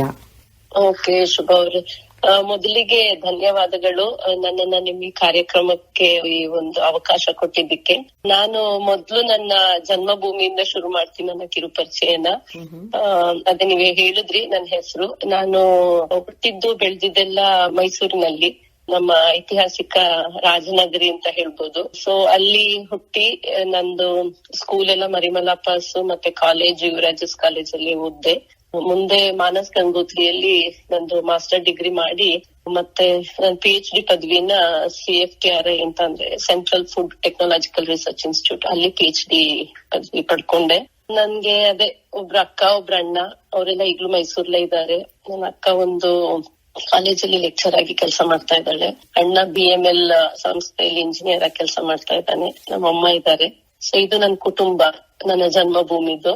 ಅಲ್ಲಿಂದ ನಾನು 2008ರಲ್ಲಿ ಅಮೆರಿಕಕ್ಕೆ ಬಂದ್ವಿ ಶುಭ ಅವ್ರೆ. ಅಷ್ಟೊತ್ತಿಗೆ ನನ್ಗೆ ಮದ್ವೆ ಆಗಿ 2 ಮಕ್ಳಿದ್ರು. ನಂದು ಪುಟ್ಟು ಕುಟುಂಬ, ಮಕ್ಳೆಲ್ಲ ಇಬ್ರು ಅಲ್ಲೇ ಹುಟ್ಟಿದ್ರು. ನನ್ ಮಗಳು ಇಂಚರ ಮತ್ತು ಗಹನ್ ಅಂತ ನನ್ ಮಗ. 2008ರಲ್ಲಿ ನಾವ್ ಇಲ್ಲಿಗೆ ಬಂದ್ವಿ. 2008 ಮೇ 31 ಅಮೆರಿಕದ ನ್ಯೂಜೆರ್ಸಿ ರಾಜ್ಯದಲ್ಲಿ ಎಡಿಸನ್. ಸೊ ಈಗ ಬಂದ್ 16 ವರ್ಷ ಆಯ್ತು. 16 ವರ್ಷದಿಂದ ಅದೇ ರಾಜ್ಯ ಅದೇ ಊರಲ್ಲಿ ಇದೀವಿ. ಅದು ನಂದು ಅಲ್ಲಿಂದ ಇಲ್ಲಿಗೆ ಬಂದಿರೋ ಒಂದು ಪಯಣ. ಬಂದಾಗ ನಿಮ್ಗೆ ಅದೇ ಗೊತ್ತಲ್ಲ, ಒಂಥರ ನಾನು ತುಂಬಾನೇ ಏನ್ ಹೇಳ್ತಾರೆ ಆ ಒಂದು ಶಾಕ್ ಅಲ್ಲಿ ಹೋಮ್ ಸಿಕ್ ಅನ್ನೋದು ತುಂಬಾನೇ ಆಗೋಗಿತ್ತು. ಆಲ್ಮೋಸ್ಟ್ ನಾನು ವಾಪಸ್ ಹೋಗ್ಲಿಕ್ಕೆ ರೆಡಿ ಆಗೋಗಿದ್ದೆ. ನನ್ಗೆ ಸೆಟ್ ಆಗೇ ಇರ್ಲಿಲ್ಲ ಒಂಥರ. ಯಾಕಂದ್ರೆ ಇಲ್ಲಿ ಬಂದ್ ಎಲ್ಲಾನು ಒಂದು ಹೊಸದು ನಮ್ದು, ಏನ್ ಅಲ್ಲಿದು ಒಂದು ನಾವ್ ಬೆಳೆದ ವಾತಾವರಣ ಇಲ್ಲಿ ಒಂಥರ ಬಂದಾಗ ನಮ್ಗೆ ನಾವಷ್ಟೇ, ನಾನು ನಮ್ಮ ಯಜಮಾನ್ರು, ನನ್ ಏನ್ ಪುಟ್ಟ ಕುಟುಂಬ, ನಾವ್ 4 ಜನ ಅಷ್ಟೇ. ಆ ತರದಲ್ಲಿ ಬಂದು ಹೊಸದಾಗಿ ಜೀವನ ಶುರು ಮಾಡೋಂಗೆ. ತುಂಬಾ ಜನ ಅಂದ್ರೆ ಓದ್ಲಿಕ್ ಬರ್ತಾರೆ ಅಥವಾ ಜಸ್ಟ್ ಮದ್ವೆ ಆಗಿ ಬರ್ತಾರೆ. ಸೊ ಅವ್ರದ್ದೇನೋ ಒಂದ್ ಇದಿರುತ್ತಲ್ಲ, ಒಂದು ಬೇರೆ ರೀತಿ ಕನ್ಸಿಟ್ಕೊಂಡ್ ಬರ್ತಾರೆ. ಬಟ್ ನಂದು ತುಂಬಾನೇ ಬೇರೆ ರೀತಿ ಇತ್ತು. ನಾನು ಅದೇ ಹೇಳ್ತೀನಿ, ಫುಲ್ ಪ್ಯಾಕೇಜ್ ಅಲ್ಲಿ ಬಂದಂಗೆ ಫುಲ್ ಕುಟುಂಬ ಬಂದು ಬಟ್ ಆದ್ರೆ ಈಗ ಯೋಚಿಸಿದ್ರೆ ಅಂದ್ರೆ ಹೋಗ್ತಾ ಹೋಗ್ತಾ ನನ್ಗೆ ಅನ್ಸಿದ್ದು ತುಂಬಾನೇ ಕಲ್ಸಿದೆ, ತುಂಬಾ ಕಲ್ತಿದೀನಿ ಇಲ್ಲಿ. ಅಂದ್ರೆ ಹೋಗ್ತಾ ಹೋಗ್ತಾ ನಮ್ಗೆ ಅದ್ರದ್ದು ಜೀವನದ ಒಂದೇನೋ ಒಂದು ಪಾಠ ಕಲ್ತಂಗಾದಾಗ ಗೊತ್ತಾಗಿದೆ. ಬಟ್ ಬಂದಾಗ ತುಂಬಾನೇ ಕಷ್ಟ ಆಗಿತ್ತು ಅಡ್ಜಸ್ಟ್ ಆಗ್ಲಿಕ್ಕೆ, ಭಾಷೆ ಆಗ್ಲಿ, ನಾವು ಬೆಳೆದ ವಾತಾವರಣ ಆಗ್ಲಿ, ಮತ್ತೆ ಇಲ್ಲಿ ನೀವ್ ಹೇಳ್ದಂಗೆ ವೆದರ್, ಚಳಿ ಊರಲ್ಲಿ, ಅಲ್ಲಿಂದ ಶುರು ಆಯ್ತು ನಮ್ದು ಇಲ್ಲಿದ್ದು ಜೀವನ. ಶುಭ ಅವ್ರೆ, ಖಂಡಿತ ಪರಿಸರ ಎಲ್ಲ ಚೇಂಜ್ ಆಗತ್ತೆ, ಅವಾಗ ನಾವು ಅಡ್ಜಸ್ಟ್ ತುಂಬಾ ಹೊಂದಾಣಿಕೆ ಮಾಡ್ಕೋಬೇಕಾಗತ್ತೆ. ಹಾಗೆ ಬಂದಾಗ ಈಗ ಇಲ್ಲಿ ಹೊಂದಾಣಿಕೆ ಮಾಡ್ಕೋಬೇಕಾದ್ರೆ ನಿಮ್ಮ ಈ ಕನ್ನಡ ಪ್ರೇಮವನ್ನ ಹೇಗ್ ಮುಂದುವರ್ಸ್ಕೊಂಡು ಹೋಗ್ತಾ ಇದ್ದೀರಾ? ಅದು ಬಹಳ ಒಳ್ಳೆ ಪ್ರಶ್ನೆ ಶುಭ ಅವ್ರೆ. ಅದೇ ಅಲ್ಲಿಂದಾನೇ ನನ್ಗೆ ಒಂದು ಹುಮ್ಮಸ್ಸು ಸಿಕ್ಕಿದಿಲ್ಲಿ. ಅಂದ್ರೆ ಯಾರೊಬ್ರು ನಾವ್ ಓಡಾಡ್ಬೇಕಾದ್ರೆ ಒಂದು ಅಕ್ಷರ ಕನ್ನಡದ ಪದ ಕೇಳಿದ್ರೆ ನನ್ನ ನಿಜವಾಗ್ಲೂ ಓಡ್ ಹೋಗಿ ಮಾತಾಡ್ಸಿದೀನಿ. ಆ ತರ ಅನುಭವಗಳು ತುಂಬಾ ಆಗಿದೆ. ಅಂದ್ರೆ ಅವಾಗ ಸ್ವಲ್ಪ 15 ವರ್ಷದಿಂದ ಸ್ವಲ್ಪ ಕಡಿಮೆ ಇತ್ತು ಅಂತಾನೆ ಹೇಳ್ಬೋದು. ಬಟ್ ಈಗ ಖಂಡಿತ ತುಂಬಾ ಇದಾಗಿದೆ. ಸೊ ಇಲ್ಲಿ ಫಸ್ಟ್ ಬಂದಾಗ ನಾನು ಕನ್ನಡ ಅಂದ್ಬಿಟ್ಟು ಕನೆಕ್ಟ್ ಆಗಿದ್ದು ಈ ನ್ಯೂ ಜರ್ಸಿದು ಬೃಂದಾವನ ಕನ್ನಡ ಕೂಟ. ಸೊ ಫಸ್ಟ್ ನಾವು May 31 ಬಂದಾಗ ಆಗಸ್ಟ್ ಅಲ್ಲಿ ಅಲ್ಲಿದು ಅವ್ರದ್ದು ಪಿಕ್ನಿಕ್ ಇತ್ತು. ಸೊ ಫಸ್ಟ್ ಹೋದಾಗ ನನ್ಗೆ ನೋಡೊಂಥರ ಏನೋ ಸ್ವರ್ಗ ಅಂತಾರಲ್ಲ, ಆತರ ಅಷ್ಟು ಖುಷಿ ಆಗೋಯ್ತು. ಇಲ್ಲೂ ಹೀಗಿದ್ಯಾ ಈ ದೇಶದಲ್ಲಿ ಅನ್ನೋ ತರದಲ್ಲಿ. ಸೊ ಫಸ್ಟ್ ಕನೆಕ್ಟ್ ಆಗಿದ್ದೆ ನಾನು ಬೃಂದಾವನಕ್ಕೆ. ಆಮೇಲೆ ಇನ್ನೊಂದು ನಮ್ಮ ಉಡುಪಿ ಪುತ್ತಿಗೆ ಮಠ, ಶ್ರೀಕೃಷ್ಣ ಮಠ ಇದೆ ಇಲ್ಲಿ ನಮ್ಮ ಮನೆಯಿಂದ 10 ನಿಮಿಷ. ಸೊ ಅದೆರಡರಿಂದ ನನಗೆ ಒಂಥರ ಓಕೆ, ನಾನೇನೋ ಇನ್ನು ನಮ್ ದೇಶದ್ದು, ನಮ್ಮ ಒಂದ್ ಸಂಸ್ಕೃತಿ, ನಮ್ ಭಾಷೆ, ನಮ್ ಇದನ್ನ ಒಂಥರ ಇಲ್ಲೂ ಇದೆ, ಒಂಥರ ಹೋಗ್ಬೋದು ನಾನು ಅದೇ ಇದ್ರಲ್ಲಿ ಅನ್ನೋ ಒಂದು ನಂಬಿಕೆ ಬಂದಿದ್ದು ನಂಗೆ ಅದೆರಡು ಇದ್ರಿಂದ. ಬೃಂದಾವನದಲ್ಲಿ ಅದೇ ಅಂದ್ರೆ ನಮ್ದು ಎಲ್ಲಾ ತರ ಅವರು ವರ್ಷದಲ್ಲಿ ಒಂದು 4 ಇವೆಂಟ್ ನಡೀತಾ ಇರುತ್ತೆ ಹಬ್ಬದ್ದು. ಯುಗಾದಿಯಿಂದ ಶುರು ಆದ್ರೆ ಗಣಪತಿ ಹಬ್ಬ, ಹಿಂಗೆ ಬೇಸಿಗೆ ರಜದಲ್ಲಿ ಒಂದು ಪಿಕ್ನಿಕ್, ಆಮೇಲೆ ಈಗ ನವೆಂಬರ್ ಡಿಸೆಂಬರ್ ಅಲ್ಲಿ ದೀಪಾವಳಿ ಮತ್ತೆ ಕನ್ನಡ ರಾಜ್ಯೋತ್ಸವ 2 ಸೇರಿಸಿ ಅದ್ ಈ ವರ್ಷ ಅದು 20 ವರ್ಷ ತುಂಬ್ತು ಅಂತ ಹೇಳಿ ಒಂದು ಬಹಳ ವಿಂಶತಿ ವೈಭವ ಅನ್ಬಿಟ್ಟು 2 ದಿನದ್ದು ಕಾರ್ಯಕ್ರಮ ಮಾಡಿದ್ರು ಕಳೆದ ವಾರ ಅಷ್ಟೇ. ತುಂಬಾ ಚೆನ್ನಾಗಾಯ್ತು. ಅದ್ರಲ್ಲಿ ಬಹಳ ಹೆಸರಾಂತ ಮನೋಮೂರ್ತಿ ಸಂಗೀತ ನಿರ್ದೇಶಕರು, ಅವ್ರದ್ದೊಂದು ಮ್ಯೂಸಿಕಲ್ ನೈಟ್ ಅಂತ ಬಹಳ ಚೆನ್ನಾಗಿತ್ತು. ಸೊ ಹಾಗೆ ಅದ್ರಲ್ಲಿ ಬೇರೆ ಬೇರೆ ಕಮಿಟಿ ಇರುತ್ತಲ್ಲ, ನಾನು ಬೃಂದಾವನ ವಾಣಿ ಅಂತ ಒಂದು ಕ್ವಾರ್ಟರ್ಲಿ ಮ್ಯಾಗಝೈನ್ ರಿಲೀಸ್ ಮಾಡ್ತೀವಿ ಶುಭ ಅವ್ರೆ. ಅದ್ರಲ್ಲಿ ಸಂಪಾದಕೀಯ ವರ್ಗದಲ್ಲಿ ಕೆಲಸ ಮಾಡುತ್ತೆ. ಅದದು ಸೀಸನಲ್ ವೈಸ್ ಅಲ್ಲಿ 3 months ಮಾಡ್ತೀವಿ. ಅದ್ ಈವನ್ ನಮ್ಮ ಇಂಡಿಯಾದಿಂದ ಇಲ್ಲಿ ಅಮೆರಿಕದಲ್ಲಿ ಎಲ್ಲಾ ತರ ವಯಸ್ಸಿನವರು ಯಾರಾದ್ರೂನು ಆರ್ಟಿಕಲ್ ಆಗ್ಲಿ, ಒಂದು ಕವನ ಬರೆಯೋದಾಗ್ಲಿ, ಒಂದು ಚುಟುಕುಗಳು ಅಥವಾ ಮಕ್ಳುಗಳು ಡ್ರಾಯಿಂಗ್ ಅಥವಾ ಏನೋ ಒಂದು ರೀತಿ ಸೀಸನ್ ಅಲ್ಲಿ ಈಗ ದೀಪಾವಳಿ ಬಂತು ಅಂದ್ರೆ ಅದ್ರ ಬಗ್ಗೆ ಅವ್ರದ್ದೊಂದು ಅನುಭವ, ಅಥವಾ ಈಗ ಅವರು ಆ ವರ್ಷ ಏನಾದ್ರು ಇಂಡಿಯಾಗ್ ಹೋಗಿದ್ರೆ ಅಲ್ಲೇನೋ ಒಂದ್ ಅನುಭವ ಆಗಿರುತ್ತೆ ಅವ್ರದ್ದು ರಜದಲ್ಲಿ. ಸೊ ಆತರ ಏನ್ ತರ ಬೇಕಾದ್ರೂ ಅವ್ರದನ್ನ ಹಂಚ್ಕೋಬಹುದು. ಆತರ 3 months ಒಂದ್ಸ ಅದನ್ನ ರಿಲೀಸ್ ಮಾಡ್ತೀವಿ. ಈಗ 50ನೇ ಎಡಿಷನ್ ಅನ್ಬಿಟ್ಟು ವಿಂಶತಿ ವೈಭವ ಆಯ್ತಲ್ಲ, ಅದು ಮಾಡ್ತಾ ಇದೀವಿ. ಸೊ ಅದ್ರಲ್ಲಿ ನಾನು ಸಂಪಾದಕೀಯ ವರ್ಗದಲ್ಲಿ ಕೆಲಸ ಮಾಡ್ತಾ ಇದ್ದೆ. ಅದೇ ಇನ್ನೂ ಒಂದು ಏನು ನಮ್ದು ಕನ್ನಡ ಒಂದ್ ಬರವಣಿಗೆ ಆಗ್ಲಿ ಇದು ಬಿಟ್ಟು ಹೋಗ್ಬಾರ್ದಲ್ಲ ಅನ್ನೋ ರೀತಿಲಿ. ಸೊ ಅದು ಒಂದು. ಆಮೇಲೆ ಕೃಷ್ಣ ಮಠದಲ್ಲಿ ಅದೇ ನಮ್ದು ಪುತ್ತಿಗೆ ಮಠದ್ದು ಸ್ವಾಮೀಜಿ ಅವರು ಮತ್ತೆ ನಮ್ಗಿಲ್ಲಿ ಗುರುಗಳಾದ ಶ್ರೀ ಯೋಗೀಂದ್ರ ಭಟ್ಟಾಚಾರ್ಯರು ಅವರೆಲ್ಲ ಒಂದು ಕೋಟಿ ಗೀತ ಯಜ್ಞ ಅಂತ ಒಂದು ಇದು ಮಾಡ್ಕೊಂಡಿದ್ದಾರೆ ಅವ್ರದ್ದು ಪರ್ಯಾಯ ಈ ಟೈಮ್ ಅಲ್ಲಿ. ಸೊ ಅದ್ರ ಬಗ್ಗೆ ಅದ್ರದ್ದು ಕ್ಲಾಸ್ ಎಲ್ಲ ಅಂದ್ರೆ ಇದೆಲ್ಲ ಮಾಡ್ದಾಗ ಏನಾಗುತ್ತೆ ಅಂದ್ರೆ ಏನೋ ಒಂದು ನಮ್ಮದು ಒಂದು ನಮ್ ಭಾಷೆ ನಮ್ಮಿದು ಇನ್ನೂ ಒಂದು ಅದ್ರಲ್ಲಿ ಇದೀವಿ ಅನ್ನೋ ತರದಲ್ಲಿ ಇದು ಬರುತ್ತೆ. ಇಲ್ಲ ಅಂದ್ರೆ ಏನೋ ಈಗ ನಾವು ದೇಶದಿಂದ ಹೊರಗಡೆ ಇರೋದ್ರಿಂದ ಏನೋ ಎಲ್ಲಾನು ಬಿಟ್ಟೋಗಿದೀವ, ಏನೋ ಕಳ್ಕೊಂಡ್ಬಿಟ್ಟಿದೀವ ಅನ್ನೋ ಭಾವನೆ ಬಂದ್ಬಿಡುತ್ತಾರ. ಸೊ ಅದರಿಂದ ಇದ್ರಲ್ಲೆಲ್ಲ ಇರೋದ್ರಿಂದ ನಮ್ಗೆ ನಾನು ಅದೇ ಯಾವಾಗ್ಲೂ ಹೇಳ್ತಾ, ಅಮೆರಿಕದಲ್ಲಿ ಇದೀವಿ ಅಂತ ಅನ್ಸೋದಿಲ್ಲ. ನಮ್ಮ ಜೀವನ ಶೈಲಿ ಮಾತಿಂದ ಆಗ್ಬೋದು ಅಥವಾ ಪ್ರತಿ ಒಂದ್ರಲ್ಲೂನು. ಬಟ್ ಏನೋ ಸಡನ್ ಆಗಿ ಯೋಚಿಸ್ಕೊಂಡಾಗ ಏನೋ ನಮ್ಮ ಮನೆಯವರು, ನಮ್ಮ ಫ್ರೆಂಡ್ಸ್ ಗಳು ಕೆಲವು ಅಲ್ಲಿಯವ್ರು ಆ ತರದವ್ರು ಇಲ್ಲ ಅನ್ನೋದು ಅದು ಖಂಡಿತ ಮಿಸ್ ಮಾಡ್ಕೋತೀವಿ. ಅದು ಬಿಟ್ಟು ಬೇರೆ ತರದಲ್ಲಿ ನಮ್ ಜೀವನ ಶೈಲಿ ಆಗ್ಲಿ, ಈಗ ಭಾಷೆಲಾಗ್ಲಿ, ನಮ್ಮ ಒಂದು ಸಂಸ್ಕೃತಿಲಾಗ್ಲಿ ಯಾವ್ದ್ರಲ್ಲೂ ಒಂಥರ ನಾವೇನೋ ಅಲ್ಲಿ ಇಲ್ದೆ ಅದನ್ನ ಕಳ್ಕೊಂಡಿದೀವಿ ಅನ್ನೋ ತರ ಭಾವನೆ ಅಂತೂ ಖಂಡಿತ ಇಲ್ಲ. ಇನ್ನು ಹೇಳ್ಬೇಕಂದ್ರೆ ಇನ್ನು ಹೆಚ್ಚು ನಾವು ಭಾಷೆ, ಸಂಸ್ಕೃತಿನ ಮತ್ತೆ ಧಾರ್ಮಿಕ ಭಾವನೆಗಳನ್ನ ಇನ್ನು ಹೆಚ್ಚು ಮಾಡ್ಕೊಂಡು ಹೋಗ್ತಾ ಇದೀವಿ ಇಲ್ಲಿ ಅಂತ ಹೇಳ್ಬೋದು. ಖಂಡಿತ ಅದೇ ನಾ ಹೇಳ್ತೀನಿ. ಇಲ್ಲಿ ಬಂದು ಒಂಥರ ತುಂಬಾ ಅಂದ್ರೆ ಮೋಸ್ಟ್ಲಿ ಕೆಲವು ಸಲ ಹಾಗೂ ಅನ್ಸುತ್ತೆ, ಇಲ್ಲಿ ಬಂದಿರೋದ್ರಿಂದ ಅದ್ರದ್ದು ಬೆಲೆ ಗೊತ್ತಾಯ್ತಾ ಅಂತ. ಖಂಡಿತ ಅದಂತೂ ಇದೆ. ಅದ್ರಿಂದ ನಾವ್ ಇನ್ನೂನು ಒಂಥರ ಅದ್ರ ಬಗ್ಗೆ ಜಾಸ್ತಿ ಇದ್ ಮಾಡ್ಕೊಂಡು ಹೋಗ್ತೀವಿ. ಸೊ ಅದ್ರಿಂದ ಈಗ ಒಂಥರ ಈಗ 15 ವರ್ಷದಿಂದ ಇದ್ದಷ್ಟು ಈಗಿಂದು ಒಂದು ಅನುಕೂಲಗಳು ಅಥವಾ ಎಲ್ಲಾ ತರ ಈ ಟೆಕ್ನಾಲಜಿ ಆಗಿರೋದ್ರಿಂದ ಯಾವ್ದು ನಮ್ಗಿಲ್ಲ ಸಿಗಲ್ಲ ಅನ್ನೋದಿಲ್ಲ ನೋಡಿ ಈಗ. ಹೌದೌದು. ಸೊ ಅದ್ರಿಂದ ಯಾವ್ದೂನು ಒಂಥರ ಕಳ್ಕೊಂಡ್ವಿ ಅಂತ ಹೇಳಲ್ಲ. ಅದ್ರಿಂದ ನನ್ ಮಕ್ಳಿಗೂ ಅದೇ ಹೇಳ್ತಿರ್ತೀರ, ಅಂದ್ರೆ ನಾವ್ ಬಂದಿರೋ ಹಾದಿನ ಮರಿಬಾರ್ದಲ್ಲ. ಯಾಕಂದ್ರೆ ಇಲ್ಲ ಅಂದ್ರೆ ಅದು ಇಲ್ಲ ಇದು ಇಲ್ಲ ಅಂದಾಗ ನಾವ್ ಒಂಥರ ಈ ತ್ರಿಶಂಕು ಸ್ಥಿತಿಗೆ ಹೋಗ್ಬಾರ್ದು ಯಾವತ್ತು. ಇಲ್ಲಿದ್ದು ರೆಸ್ಪೆಕ್ಟ್ ಮಾಡಿ, but at the same time ನಾವು ಎಲ್ಲಿಂದ ಬಂದಿದೀವಿ ಅನ್ನೋದನ್ನ ಮರಿಬಾರ್ದು ಅನ್ನೋ ತರದಲ್ಲಿ ಅಂತಾನೆ ನನ್ನಿದು. ಅದೇ ರೀತಿ ನಾನು ಮಕ್ಳಿಗೂ ಸಹ ಅದೇ ಹೇಳ್ತಾ ಇರ್ತೀನಿ. ಅದೇ ಉಷಾ ಅವ್ರೆ, ನಾ ಇನ್ನೊಂದು ಮುಖ್ಯ ವಿಷಯ ಮಾತಾಡ್ಬೇಕು. ಅದೇನಂದ್ರೆ ನಾನು ಒಂದು ಮುನ್ನುಡಿ ಹೇಳಿದಾಗ ಹೇಳ್ದೆ ಏನಂದ್ರೆ, ನವೆಂಬರ್ 1 ಅದು ಅಮೆರಿಕದಲ್ಲಿ ನೀವಿರೋ ರಾಜ್ಯದಲ್ಲಿ ಅಧಿಕೃತ ಭಾಷೆ ಅಂತ ಕನ್ನಡ ದಿನ ಅಂತ ಘೋಷಿಸಿದ್ದಾರೆ. ಅದ್ರ ಬಗ್ಗೆ ಸ್ವಲ್ಪ ಹೇಳ್ಬಿಡಿಯಪ್ಪ. ಹೌದು ಹೌದು, ಅದಂತೂ ಬಹಳ ಮುಖ್ಯವಾದ. ಅದು ಈಗ ರೀಸೆಂಟ್ ಆಗಿ ಕರೆಕ್ಟ್ ಆಗಿ ನವೆಂಬರ್ ತಿಂಗಳಲ್ಲೇ ಆಯ್ತು ಶುಭ ಅವ್ರೆ. ಬಹಳ ಒಂಥರ ಖುಷಿಯಾದ ದಿನ. ಫಸ್ಟ್ ಒಂದು ಟೌನ್ಶಿಪ್ ಅಲ್ಲಿ ಕೆಲವುದ್ರಲ್ಲಿ ಮಾಡ್ತಾ ಇದ್ರು. ನಾವು ಮೊನ್ನೆ ನಮ್ಮ ಎಡಿಸನ್ ಅಲ್ಲಿ ನಾವು ಎಲ್ಲ ಹೋಗಿದ್ವಿ. ನಮ್ಮ ಟೌನ್ಶಿಪ್ ಅಲ್ಲಿ ಮೇಯರ್ ಅವರು ಅದನ್ನ ಅಧಿಕೃತವಾಗಿ ಅನೌನ್ಸ್ ಮಾಡಿದ್ರು. ಅಮೆರಿಕ ಕನ್ನಡಿಗರಿಗೆ ಬಹಳ ಐತಿಹಾಸಿಕ ಕ್ಷಣ ಅಂದ್ರೆ ನವೆಂಬರ್ 1 ಕನ್ನಡ ದಿನವೆಂದು ಘೋಷಿಸಲಾಗಿದೆ ಅಂತ.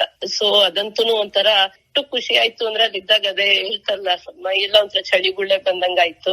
ಅವರು ಒಂದು ಪ್ರೊಕ್ಲಮೇಶನ್ ಅನೌನ್ಸ್ ಮಾಡಿ ಅದ್ ಮಾಡಿ ಒಂದ್ ವೀಕಲ್ ಪುನಃ ನ್ಯೂ ಜೆರ್ಸಿಗೆ ಇಡೀ ರಾಜ್ಯಕ್ಕೇನೆ ಅನೌನ್ಸ್ ಮಾಡಿದ್ದಾರೆ ನವೆಂಬರ್ 1 ಕನ್ನಡ ದಿನ ಅಂತ. ಸೊ ಈಗ ಒಂಥರ ಎಷ್ಟಿದಾಯ್ತು ಅಂದ್ರೆ ನಾವು ಈಗ ಅಲ್ಲಿ ನವೆಂಬರ್ 1 ಅಂತ ಇಡ್ತಿದ್ವಿ, ಬಟ್ ಈಗ ಒಂಥರ ಇನ್ನೂ ಅಧಿಕೃತವಾಗಿ ಇಲ್ಲೂನು ಒಂಥರ ಹಾಗೆ ಮಾಡೋ ರೀತಿಲ್ ಆಯ್ತು. ಅದಂತೂ ಬಹಳನೇ ಖುಷಿ ಆಯ್ತು. ನಾವಲ್ಲಿ ಟೌನ್ಶಿಪ್ ಹೋಗಿ ಅವರು ಮೇಯರ್ ಅವರು ಅಷ್ಟೇ ಬಹಳ ಖುಷಿಯಾಗಿ ಹೇಳಿ, ಈಗ ಮೊದ್ಲೆಲ್ಲ ಒಂಥರ ಕನ್ನಡ ಅನ್ನೋದನ್ನು ಕೆಲವರು ಅಂದ್ರೆ ಒಂಥರ ಕರೆಕ್ಟ್ ಆಗಿ ಅದನ್ನ ಪ್ರೊನೌನ್ಸ್ ಮಾಡ್ತಿರ್ಲಿಲ್ಲ ಅಲ್ಲ. ಈಗ ಎಲ್ರಿಗೂ ಅದ್ರ ಬಗ್ಗೆ ಒಂಥರ ಇದಾಗಿದೆ. ನ್ಯೂ ಜೆರ್ಸಿಲಿ ಶುಭ ಅವ್ರೆ ರಟ್ಗರ್ಸ್ ಯೂನಿವರ್ಸಿಟಿ ಕೆಲಸ ಮಾಡ್ತಾ ಇದ್ದೀನಿ. ಇಲ್ಲಿ ರಾಬರ್ಟ್ ವುಡ್ ಜಾನ್ಸನ್ ಹಾಸ್ಪಿಟಲ್ ಅಂತ, ಅಲ್ಲಿ as A clinical research coordinator ಆಗಿ ಕೆಲಸ ಮಾಡ್ತಾ ಇರೋದು. ಅಲ್ಲಿ ಮೊನ್ನೆ ನಮ್ ಡೈರೆಕ್ಟರ್ ಹೇಳಿದ್ರು, ನನ್ಗೆ ಅದು ಕೇಳಿ ಆಶ್ಚರ್ಯ ಆಯ್ತು. ಅಂದ್ರೆ ಜಾಸ್ತಿ ಈಗ ಯಾವ ಕಮ್ಯುನಿಟಿ ಅವರು ಜಾಸ್ತಿ ಆಗಿದ್ದಾರೆ ಅಂದಾಗ ಭಾಷೆ ಮಾತಾಡೋದ್ರಲ್ಲಿ ಫಸ್ಟ್ ಗುಜರಾತಿ, ಸೆಕೆಂಡ್ ಹಿಂದಿ, 3ನೇ ಕನ್ನಡ ಅಂದ್ರು. ನನ್ಗೆ ಎಷ್ಟು ಆಶ್ಚರ್ಯ ಆಯ್ತು ಅಂದ್ರೆ ನನ್ಗೆ ಗೊತ್ತಿರ್ಲಿಲ್ಲ. ಅಂದ್ರೆ ಅವ್ರು ಹೇಳ್ದಾಗ ತುಂಬಾ ಆಶ್ಚರ್ಯ ಆಯ್ತು. ನಮ್ ಡೈರೆಕ್ಟರ್ ಹೇಳ್ದಾಗ 3ನೇ ಭಾಷೆನೇ ಇಲ್ಲ, ಕನ್ನಡದವ್ರು ತುಂಬಾ ಜನ ಇದಾರೆ ಅನ್ಬಿಟ್ಟು ಅಂತ. ಅಂದ್ರೆ ನನ್ನನ್ ಯಾರೋ ಕೇಳಿದ್ರು, ಇಂಡಿಯನ್ ಅಂದ ತಕ್ಷಣ ಸುಮಾರು ಜನ ಕೇಳ್ತಾರಲ್ಲ. ಅವರು ನಮ್ ಡೈರೆಕ್ಟ್ರು, ಅವ್ರು ಆಕ್ಚುಲಿ ಡೆಲ್ಲಿ ಅವರು. ಸೊ ನೀವಿಬ್ರು ಒಂದೇ ಭಾಷೆ ಮಾತಾಡ್ತೀರ ಅಂದಾಗ ಅವಾಗ ಅವ್ರು ಅಂದ್ರು, ಇಲ್ಲ ಅವ್ರದ್ದು ಬೇರೆ, ಬಟ್ ಇಲ್ಲಿ ಹಾಸ್ಪಿಟಲ್ ನಾನು ನೋಡ್ತಿದ್ದೀನಿ ಕನ್ನಡನೇ 3ನೇ ಭಾಷೆ ಅದಷ್ಟು ಜಾಸ್ತಿ ಮಾತಾಡೋರಿದ್ದಾರೆ ಅಂತ. ಹಾಗೆ ತುಂಬಾನೇ ಇದಾಗ್ತಿದೆ. ಯಾಕಂದ್ರೆ ನನ್ ಮಕ್ಳು 1 ವರ್ಷ ಓದ್ಬೇಕಾದ್ರೆ ಅವ್ನ ಕ್ಲಾಸ್ ಅಲ್ಲಿ ನನ್ಗೆ ಆಸೆ ಆಯ್ತು, 5 ಮಕ್ಳು ಕನ್ನಡದವ್ರಿದ್ರು 22 ಮಕ್ಳಲ್ಲಿ. ನೀವು ಅದೇ ಈಗ ಮಕ್ಕಳ ಬಗ್ಗೆ ಹೇಳಿದ್ರಿ, ನಿಮ್ ಮನೆಯಲ್ಲಿ ನಿಮ್ಮ ಮಕ್ಕಳ ಕಲಿಗೆ ಮತ್ತೆ ಆಸಕ್ತಿ ಹೇಗಿದೆ ಕನ್ನಡದಲ್ಲಿ? ನಮ್ಮ ಇದಕ್ಕಿಂತ ಅದು ತುಂಬಾ ಇಂಪಾರ್ಟೆಂಟ್ ಆಗುತ್ತೆ ಅಲ್ವಾ ಶುಭವ್ರೆ, ಅಂದ್ರೆ ಮುಂದುವರಿಬೇಕು. ಈಗ ನಾನೇನೋ ನನ್ನ ಜನರೇಷನ್ ನೆಕ್ಸ್ಟ್ ಅದನ್ನ ಮುಂದುವರ್ಸ್ಕೊಂಡ್ ಹೋಗೋಂಗೆ ಅಂತ. ಬಟ್ ಅದ್ರಲ್ಲೂ ಒಂದ್ ಬಹಳ ಖುಷಿಯಾದ ವಿಷಯ ಅದೇ, ನನ್ ಮಕ್ಳಿಬ್ರು ಅಲ್ಲೇ ಮೈಸೂರಲ್ಲೇ ಹುಟ್ಟಿದ್ದು. ಬಟ್ ಇಲ್ಲಿಗ್ ಬಂದಾಗ ನನ್ ಮಗಳಿಗೆ 6 ವರ್ಷ, ನನ್ ಮಗನ್ಗೆ 1.5 ವರ್ಷ ಆಗಿತ್ತು. ಮಗ್ಳದಂತೂ ತುಂಬಾನೇ ಒಂದು ಆ ದೇಶ ನಮ್ಮ ಊರಿಂದು ಅಭಿಮಾನ ತುಂಬಾ ಇದೆ. ಸೊ ಹಾಗೆ ಅವಳು ಈಗ ಮೊನ್ನೆ ಮೇ ತಿಂಗಳಲ್ಲಿ ಗ್ರಾಜುಯೇಟ್ ಆದ್ಲು ಸೇಮ್ ರಟ್ಗರ್ಸ್ ಯೂನಿವರ್ಸಿಟಿಯಿಂದ. ಸೊ ಅವಳು ಜೂನಿಯರ್ ಇಯರ್ ಇದ್ದಾಗ್ಲೇ ತುಂಬಾ ಇದ್ ಮಾಡಿದ್ಲು, ಅಂದ್ರೆ ಅಲ್ಲಿ ಕನ್ನಡ ಕ್ಲಬ್ ಓಪನ್ ಮಾಡ್ಬೇಕು ಅಂತ. ಪಾಪ ಅವಾಗೇನೋ ಅದು ನಿಮ್ ಫಾರ್ಮಾಲಿಟೀಸ್ ಗೊತ್ತಲ್ಲ, ಒಂಥರ ಇದಾಗ್ಬಿಟ್ಟು ಟೈಮ್ ಆಗೋಯ್ತು. ಸೊ ಅವಳು ಸೀನಿಯರ್ ಇಯರ್ ಅಲ್ಲಿ ಹಠ ಬಿಡದೇನೆ ಕನ್ನಡ ಕ್ಲಬ್ ಓಪನ್ ಮಾಡಿದ್ಲು. ಸೊ ಅದು ಬಹಳ ಖುಷಿ ವಿಷಯ ನನ್ಗೂನು. ಅದು ಈಗ ನೆಕ್ಸ್ಟ್ ನಡ್ಸ್ಕೊಂಡ್ ಹೋಗ್ತಾ ಇದಾರೆ. ಈಗ ಮೊನ್ನೆ ಹೋಗಿದ್ಲು, ಹೋದಾಗ ಅವ್ರದ್ದು ಮಂತ್ಲಿ ಒಂದ್ಸ ಮೀಟಿಂಗ್ ಎಲ್ಲ ಆಗುತ್ತಲ್ಲ. ಸೊ ಹೋದಾಗೇನು ಮಕ್ಳು ಎಷ್ಟ್ ಚೆನ್ನಾಗಿ ಇದ್ ಮಾಡ್ತಾರೆ ಅಂದ್ರೆ ಕ್ವಿಜ್ ತರ ಮಾಡ್ಕೊಂಡು ಎಲ್ಲ ನಮ್ಮ ಊರಿಂದು ಪ್ರಶ್ನೆಗಳೇ ಅವಳದ, ಅಂದ್ರೆ ಈ ಸಿನಿಮಾದಾಗಿರ್ಬೋದು ಬಂದ್ ಹೇಳ್ತಾ ಇದ್ಲು. ಚಾಯಿಂದ ಚಿತ್ರದುರ್ಗ ಊರಿನ ಹೆಸರು ಎಷ್ಟು ತಿಳ್ಕೊತಿದ್ದಾರೆ ಅಂದ್ರೆ ಕರ್ನಾಟಕ ರಾಜ್ಯದ ಬಗ್ಗೆ. ತುಂಬಾ ಖುಷಿ ಆಯ್ತು. ಅಲ್ಲಿಗೆ ಕೇಳಿದ ಕ್ವಶನ್ಸ್ ಎಲ್ಲ ಬಂದ್ ಹೇಳ್ತಾ ಇದ್ಲು, ಅಮ್ಮ ಅವಳು ಎಷ್ಟೊಂದು ನಾನು ಆನ್ಸರ್ ಮಾಡಕ್ ಆಯ್ತು ಅನ್ಬಿಟ್ಟು ಅಂತ. ಸೊ ಆತರ ಅದು ಅಲ್ಲಿ ಕ್ಲಬ್ ಗಳು ಓಪನ್ ಮಾಡಿ ನಡ್ಸ್ಕೊಂಡು ಹೋಗ್ತಾ ಇರೋದು ಈಗ ಮಕ್ಳು ನೆಕ್ಸ್ಟ್ ಬಹಳ ಖುಷಿ ಆಗ್ತಾ ಇದೆ. ಸೊ ಅದ್ರಿಂದ ಒಂದ್ ರೀತಿ ಸಮಾಧಾನ ಅಂದ್ರೆ ಒಂಥರ ಮುಂದುವರಿತಾ ಇದೆ, ಇದೆಲ್ಲೋ ನಿಂತು ಹೋಗಿಲ್ಲ ಅನ್ನೋದೊಂದು ಖುಷಿ. ಅವಳು ಅದೇ ಆಲ್ರೆಡಿ ಅವಳ ತಮ್ಮಂಗೂ ಹೇಳ್ತಾ ಇದ್ದಾಳೆ, ನೀನು ಅಲ್ಲೇ ಯೂನಿವರ್ಸಿಟಿಗೆ ಹೋದ್ರೆ ನೆಕ್ಸ್ಟ್ ನೀನ್ ಜಾಯಿನ್ ಆಗ್ಬೇಕು, ಮುಂದುವರಿಸ್ಬೇಕು ಅನ್ನೋ ಹಾಗೆ. ತುಂಬಾ ಮಕ್ಳು ಇದಾರಂತ ಅಲ್ಲಿ. ಸೊ ಈಗ ಗೊತ್ತಿರಲ್ಲ ನೋಡಿ ಎಷ್ಟೊಂದು ಮಕ್ಳಿಗೆಲ್ಲ ಒಂಥರ ಸೊ ಹಾಗೆ ತುಂಬಾ ಅದ್ರಿಂದ ಸಂತೋಷ. ಅಂದ್ರೆ ಈಗ ಅಮೆರಿಕ ಕಾಲೇಜ್ನಲ್ಲಿ ಒಂದು ಕನ್ನಡ ಕ್ಲಬ್ ಅನ್ನು ಓಪನ್ ಮಾಡಿ ಅದನ್ನ ಮುಂದುವರ್ಸ್ಕೊಂಡು ನಿಮ್ ಮಗಳು ಹೋಗ್ತಾ ಇದ್ದಾಳೆ ಅಂದ್ರೆ ನಮ್ಮ ಕನ್ನಡಕ್ಕೆ ಉಜ್ವಲ ಭವಿಷ್ಯ ಇದೆ ಅನ್ನೋದ್ರಲ್ಲಿ ಏನು ಸಂಶಯ ಇಲ್ಲ. ಖಂಡಿತ ಶುಭ. ಹೌದು ಉಷಾ ಅವ್ರೆ, ನಿಮ್ಮ ಹತ್ರ ಇವತ್ತು ಮಾತಾಡಿ ನಮ್ಗೆ ತುಂಬಾನೇ ಸಂತೋಷ ಆಗಿ. ಹೌದು, ನಮ್ಮ ಹತ್ರ ಮಾತಾಡ್ಲಿಕ್ಕೆ ತುಂಬಾ ಇದೆ, ಅದೇ ಸಮಯನೂ ಆಗ್ತಾ ಇದೆ. ತುಂಬಾನೇ ಧನ್ಯವಾದಗಳು ನಮಗೆ ಇವತ್ತು ನಿಮ್ಮ ಈ ಅಮೂಲ್ಯವಾದ ಸಮಯ ಕೊಟ್ಟಿದ್ದಕ್ಕೆ. ಧನ್ಯವಾದಗಳು. ಇಲ್ಲ, ನಿಮ್ಗೆ ಧನ್ಯವಾದಗಳು ಶುಭ. ನನ್ಗೆ ಈ ಅವಕಾಶ ಕೊಟ್ಟಿರೋ ನಿಮ್ಮ ಭದ್ರಾವತಿ ಆಕಾಶವಾಣಿ ಎಲ್ಲಾ ಸಂಪಾದಕೀಯ ವರ್ಗದವರಿಗೂ, ನಿಮ್ಗೆ ಮತ್ತೆ ನನ್ನನ್ನ ನಿಮಗ್ ಪರಿಚಯ ಮಾಡಿಕೊಟ್ಟ ನನ್ನ ಗೆಳತಿ ನಿಖಿಲ್ ಅವ್ರಿಗೂ ಧನ್ಯವಾದಗಳು. ಮುಂದೆ ಯಾವ್ದೇ ರೀತಿ ಏನಾದ್ರು ಒಂದು ನಮ್ಮಿಂದ ಏನಾದ್ರು ಸಹಾಯ ಇದ್ರೆ ಖಂಡಿತ ನಾವು ಮಾಡ್ಲಿಕ್ಕೆ ಯಾವಾಗ್ಲೂ ರೆಡಿ. ಶುಭ ಅವರು. ಜೈ ಕರ್ನಾಟಕ ಮಾತೆ. ಜೈ ಕರ್ನಾಟಕ ಮಾತೆ. ದೂರ ದೂರ ಸಾಗಿದರು ಭಾವದಲೆಯೂ ಕನ್ನಡ. ನಮ್ಮ ಇಂದಿನ ಅತಿಥಿ ಅಶೋಕ್ ಹಂದಿಗೋಳ ಅವರು. ನಮ್ಮ ಶ್ರೀಮಂತ ಭಾಷೆ ಕನ್ನಡವನ್ನು ಚುರುಕಾಗಿ ಎಲ್ಲರ ಮನಮೆಚ್ಚುವಂತೆ ಮಾತನಾಡಬೇಕಾ? ನಮ್ಮ ಮಾತೃಭಾಷೆ ಕನ್ನಡದಲ್ಲಿ ಮಾತನಾಡುತ್ತಾ ವ್ಯಕ್ತಿತ್ವದ ಕೌಶಲ್ಯವನ್ನು ಬೆಳೆಸಿಕೊಳ್ಳಬೇಕಾ? ನಮ್ಮ ಭಾಷೆ, ನಮ್ಮ ಸಂಸ್ಕೃತಿ, ನಮ್ಮ ಹೆಮ್ಮೆ ಎಂದು ಹೊರನಾಡಿನಲ್ಲಿ ತಾವು ವಾಕ್ಪಟುಗಳು ಆಗಿರದೆ ಇತರರನ್ನೂ ಉತ್ಸಾಹಿಸುತ್ತಾ ಕನ್ನಡ ಭಾಷೆಗಾಗಿ ತಮ್ಮ ಕೊಡುಗೆಯನ್ನು ನೀಡುತ್ತಿರುವ ಅಶೋಕ್ ಅವರನ್ನು ಮಾತನಾಡಿಸೋಣ ಬನ್ನಿ. ನಮಸ್ಕಾರ ಅಶೋಕ್ ಅವರೇ, ಹೇಗಿದ್ದೀರಾ? ನಮಸ್ಕಾರ ಶುಭಾ ಅವರೇ, ನಾನ್ ತುಂಬಾ ಚೆನ್ನಾಗಿದ್ದೀನಿ. ತಾವು ಹೇಗಿದ್ದೀರಿ? ನಾವು ತುಂಬಾನೇ ಚೆನ್ನಾಗಿದ್ದೀವಿ. ನಮ್ಮ ತಾಯ್ನಾಡಿನಿಂದ ಹೊರನಾಡಿನ ಪ್ರಯಾಣದ ಬಗ್ಗೆ, ನಿಮ್ಮ ಕುಟುಂಬದ ಬಗ್ಗೆ ಒಂದು ಕಿರು ಪರಿಚಯ ಕೊಡಿ. ಖಂಡಿತ. ನಾನು ಅಶೋಕ ಹಂದಿಗೋಳ ಅಂದ್ರೆ ಅದು ಒಂದು ಹಳ್ಳಿ ಹೆಸರು, ನಮ್ಮ ಪೂರ್ವಜರು. ನಾನು ಹುಟ್ಟಿದ್ದು ಧಾರವಾಡ ಜಿಲ್ಲೆಯ ಹುಬ್ಬಳ್ಳಿಯಲ್ಲಿ. ನಾನು ಬೆಳೆದಿದ್ದೆಲ್ಲ ಗದಗ್ ನಗರದಲ್ಲಿ. 12ನೇ ತರಗತಿವರೆಗೂ ಅಲ್ಲೇ ಓದಿಬಿಟ್ಟು ಆಮೇಲೆ ನಾನು ಮೈಸೂರಿಗೆ ಬಂದೆ ತಾಂತ್ರಿಕ ಪದವಿ ಗಳಿಸಲಿಕ್ಕೆ. ಮೈಸೂರಿನಿಂದ ಆಮೇಲೆ ಬೆಂಗಳೂರಲ್ಲಿ 4 ವರ್ಷ ಕೆಲಸ ಮಾಡಿದ ಮೇಲೆ ಮದ್ರಾಸಿನಲ್ಲಿ 1 ವರ್ಷ ಕೆಲಸ ಮಾಡಿ ಆಮೇಲೆ ಹೆಚ್ಚಿನ ವ್ಯಾಸಂಗಕ್ಕಾಗಿ ನಾನು ಅಮೆರಿಕೆಗೆ ಬಂದೆ. ಅಮೆರಿಕದಲ್ಲಿ MS ಅನ್ನ ಮುಗಿಸಿ ಇಲ್ಲಿಯೇ ಆವಾಗಿನಿಂದ ಕೆಲಸ ಮಾಡ್ತಾ ಇದ್ದೀನಿ. ಅಷ್ಟೇ ನನ್ನ ಕಿರು ಪರಿಚಯ. ನನ್ನ ತಂದೆ ತಾಯಿಗಳು ಇನ್ನೂ ಹುಬ್ಬಳ್ಳಿಯಲ್ಲಿದ್ದಾರೆ. ಇಲ್ಲಿ ನನ್ನ ಹೆಂಡತಿ ಶೋಭಾ, ಮಗ ಅಭಿಷೇಕ್, ಮಗಳು ಅಪೂರ್ವ ಅಂತ. ಅವರು ವಿದ್ಯಾಭ್ಯಾಸ ಮುಗಿಸಿ ಈಗ ಕೆಲಸ ಮಾಡ್ತಾ ಇದ್ದಾರೆ. ಅಷ್ಟು ನನ್ನ ಚಿಕ್ಕ ಕುಟುಂಬದ ಪರಿಚಯ. ಸಂತೋಷ. ನಿಮ್ಮ ಕನ್ನಡದ ಭಾಷೆಯ ಮೇಲಿನ ಅಭಿಮಾನ, ಪ್ರೇಮದ ಬಗ್ಗೆ, ಅದನ್ನು ಹೇಗೆ ಉಳಿಸ್ಕೊಂಡು ಬೆಳೆಸ್ಕೊಂಡು ಹೋಗ್ತಿದ್ದೀರಾ ಅನ್ನೋ ಬಗ್ಗೆ ನಮ್ಗೆ ಒಂದು ಕಿರು ಪರಿಚಯ. ಖಂಡಿತ. ನೋಡಿ, ಕನ್ನಡದ ಮೇಲಿನ ಪ್ರೀತಿ ಅಥವಾ ಕನ್ನಡದ ಮೇಲಿನ ಆಸ್ಥೆ ಅಂತಂದ್ರೆ ಇದು ಹೇಗೆ ಹೇಳಬೇಕು ಅಂದ್ರೆ, ಕನ್ನಡ ನಮ್ಮ ಧಮನಿಗಳಲ್ಲಿ ಹರಿತಾ ಇದೆ. ಕನ್ನಡವೇ ನಮ್ಮ ಉಸಿರು. ಅದನ್ನ ಮರೆಯೋದಕ್ಕೆ ಸಾಧ್ಯವೇ ಇಲ್ಲ. ಅದು ನಾವು ಜೀವಂತ ಇರೋವರೆಗೂ ಅದನ್ನು ನಾವು ಉಸಿರಾಡಿಸಲೇಬೇಕು. ಆ ನಿಟ್ಟಿನಲ್ಲಿ ಕನ್ನಡದ ಬಗ್ಗೆ ಆಸಕ್ತಿ ಅಥವಾ ಆಸ್ಥೆ ಹೇಗೆ ಉಳಿಸ್ಕೊಂಡು ಬಂದಿದಿರಲ್ಲ, ಅದು ನಮ್ಮ ಜೀವ, ಅದು ನಮ್ಮ ಪ್ರಾಣ. ಅದನ್ನೇ ನಾನು ಸಾಧ್ಯವಾದಷ್ಟು ಆ ಪ್ರಾಣವನ್ನ ಸಾಕಷ್ಟು ಪುಷ್ಟಿ ಕೊಟ್ಟು ಅದನ್ನ ಉಳಿಸ್ಕೊಂಡು ಬಂದಿದ್ದೀನಿ. ನನ್ನ ದಿನನಿತ್ಯದ ಚಟುವಟಿಕೆಗಳಲ್ಲಿ ಕೂಡ ಕನ್ನಡವನ್ನ ಹೇಗೆ ಉಳಿಸಬೇಕು, ಹೇಗೆ ಬೆಳೆಸಬೇಕು, ಹೇಗೆ ನಮ್ಮ ಸಂಸ್ಕೃತಿಯನ್ನ ಆ ಭಾಷೆಯ ಮೂಲಕ ಬಿಂಬಿಸಬೇಕು, ಹಾಗೇನೆ ನಮ್ಮ ಮುಂದಿನ ಜನಾಂಗಕ್ಕೂ ಹೇಗೆ ಅದನ್ನ ತಲುಪಿಸಬೇಕು ಅಂತ ಸಾಕಷ್ಟು ಒಂದು ಸಣ್ಣ ಪ್ರಮಾಣದಲ್ಲಿ ಪ್ರಯತ್ನವನ್ನ ಮಾಡ್ತಾನೆ ಇದ್ದೀನಿ. ಹೌದಾ?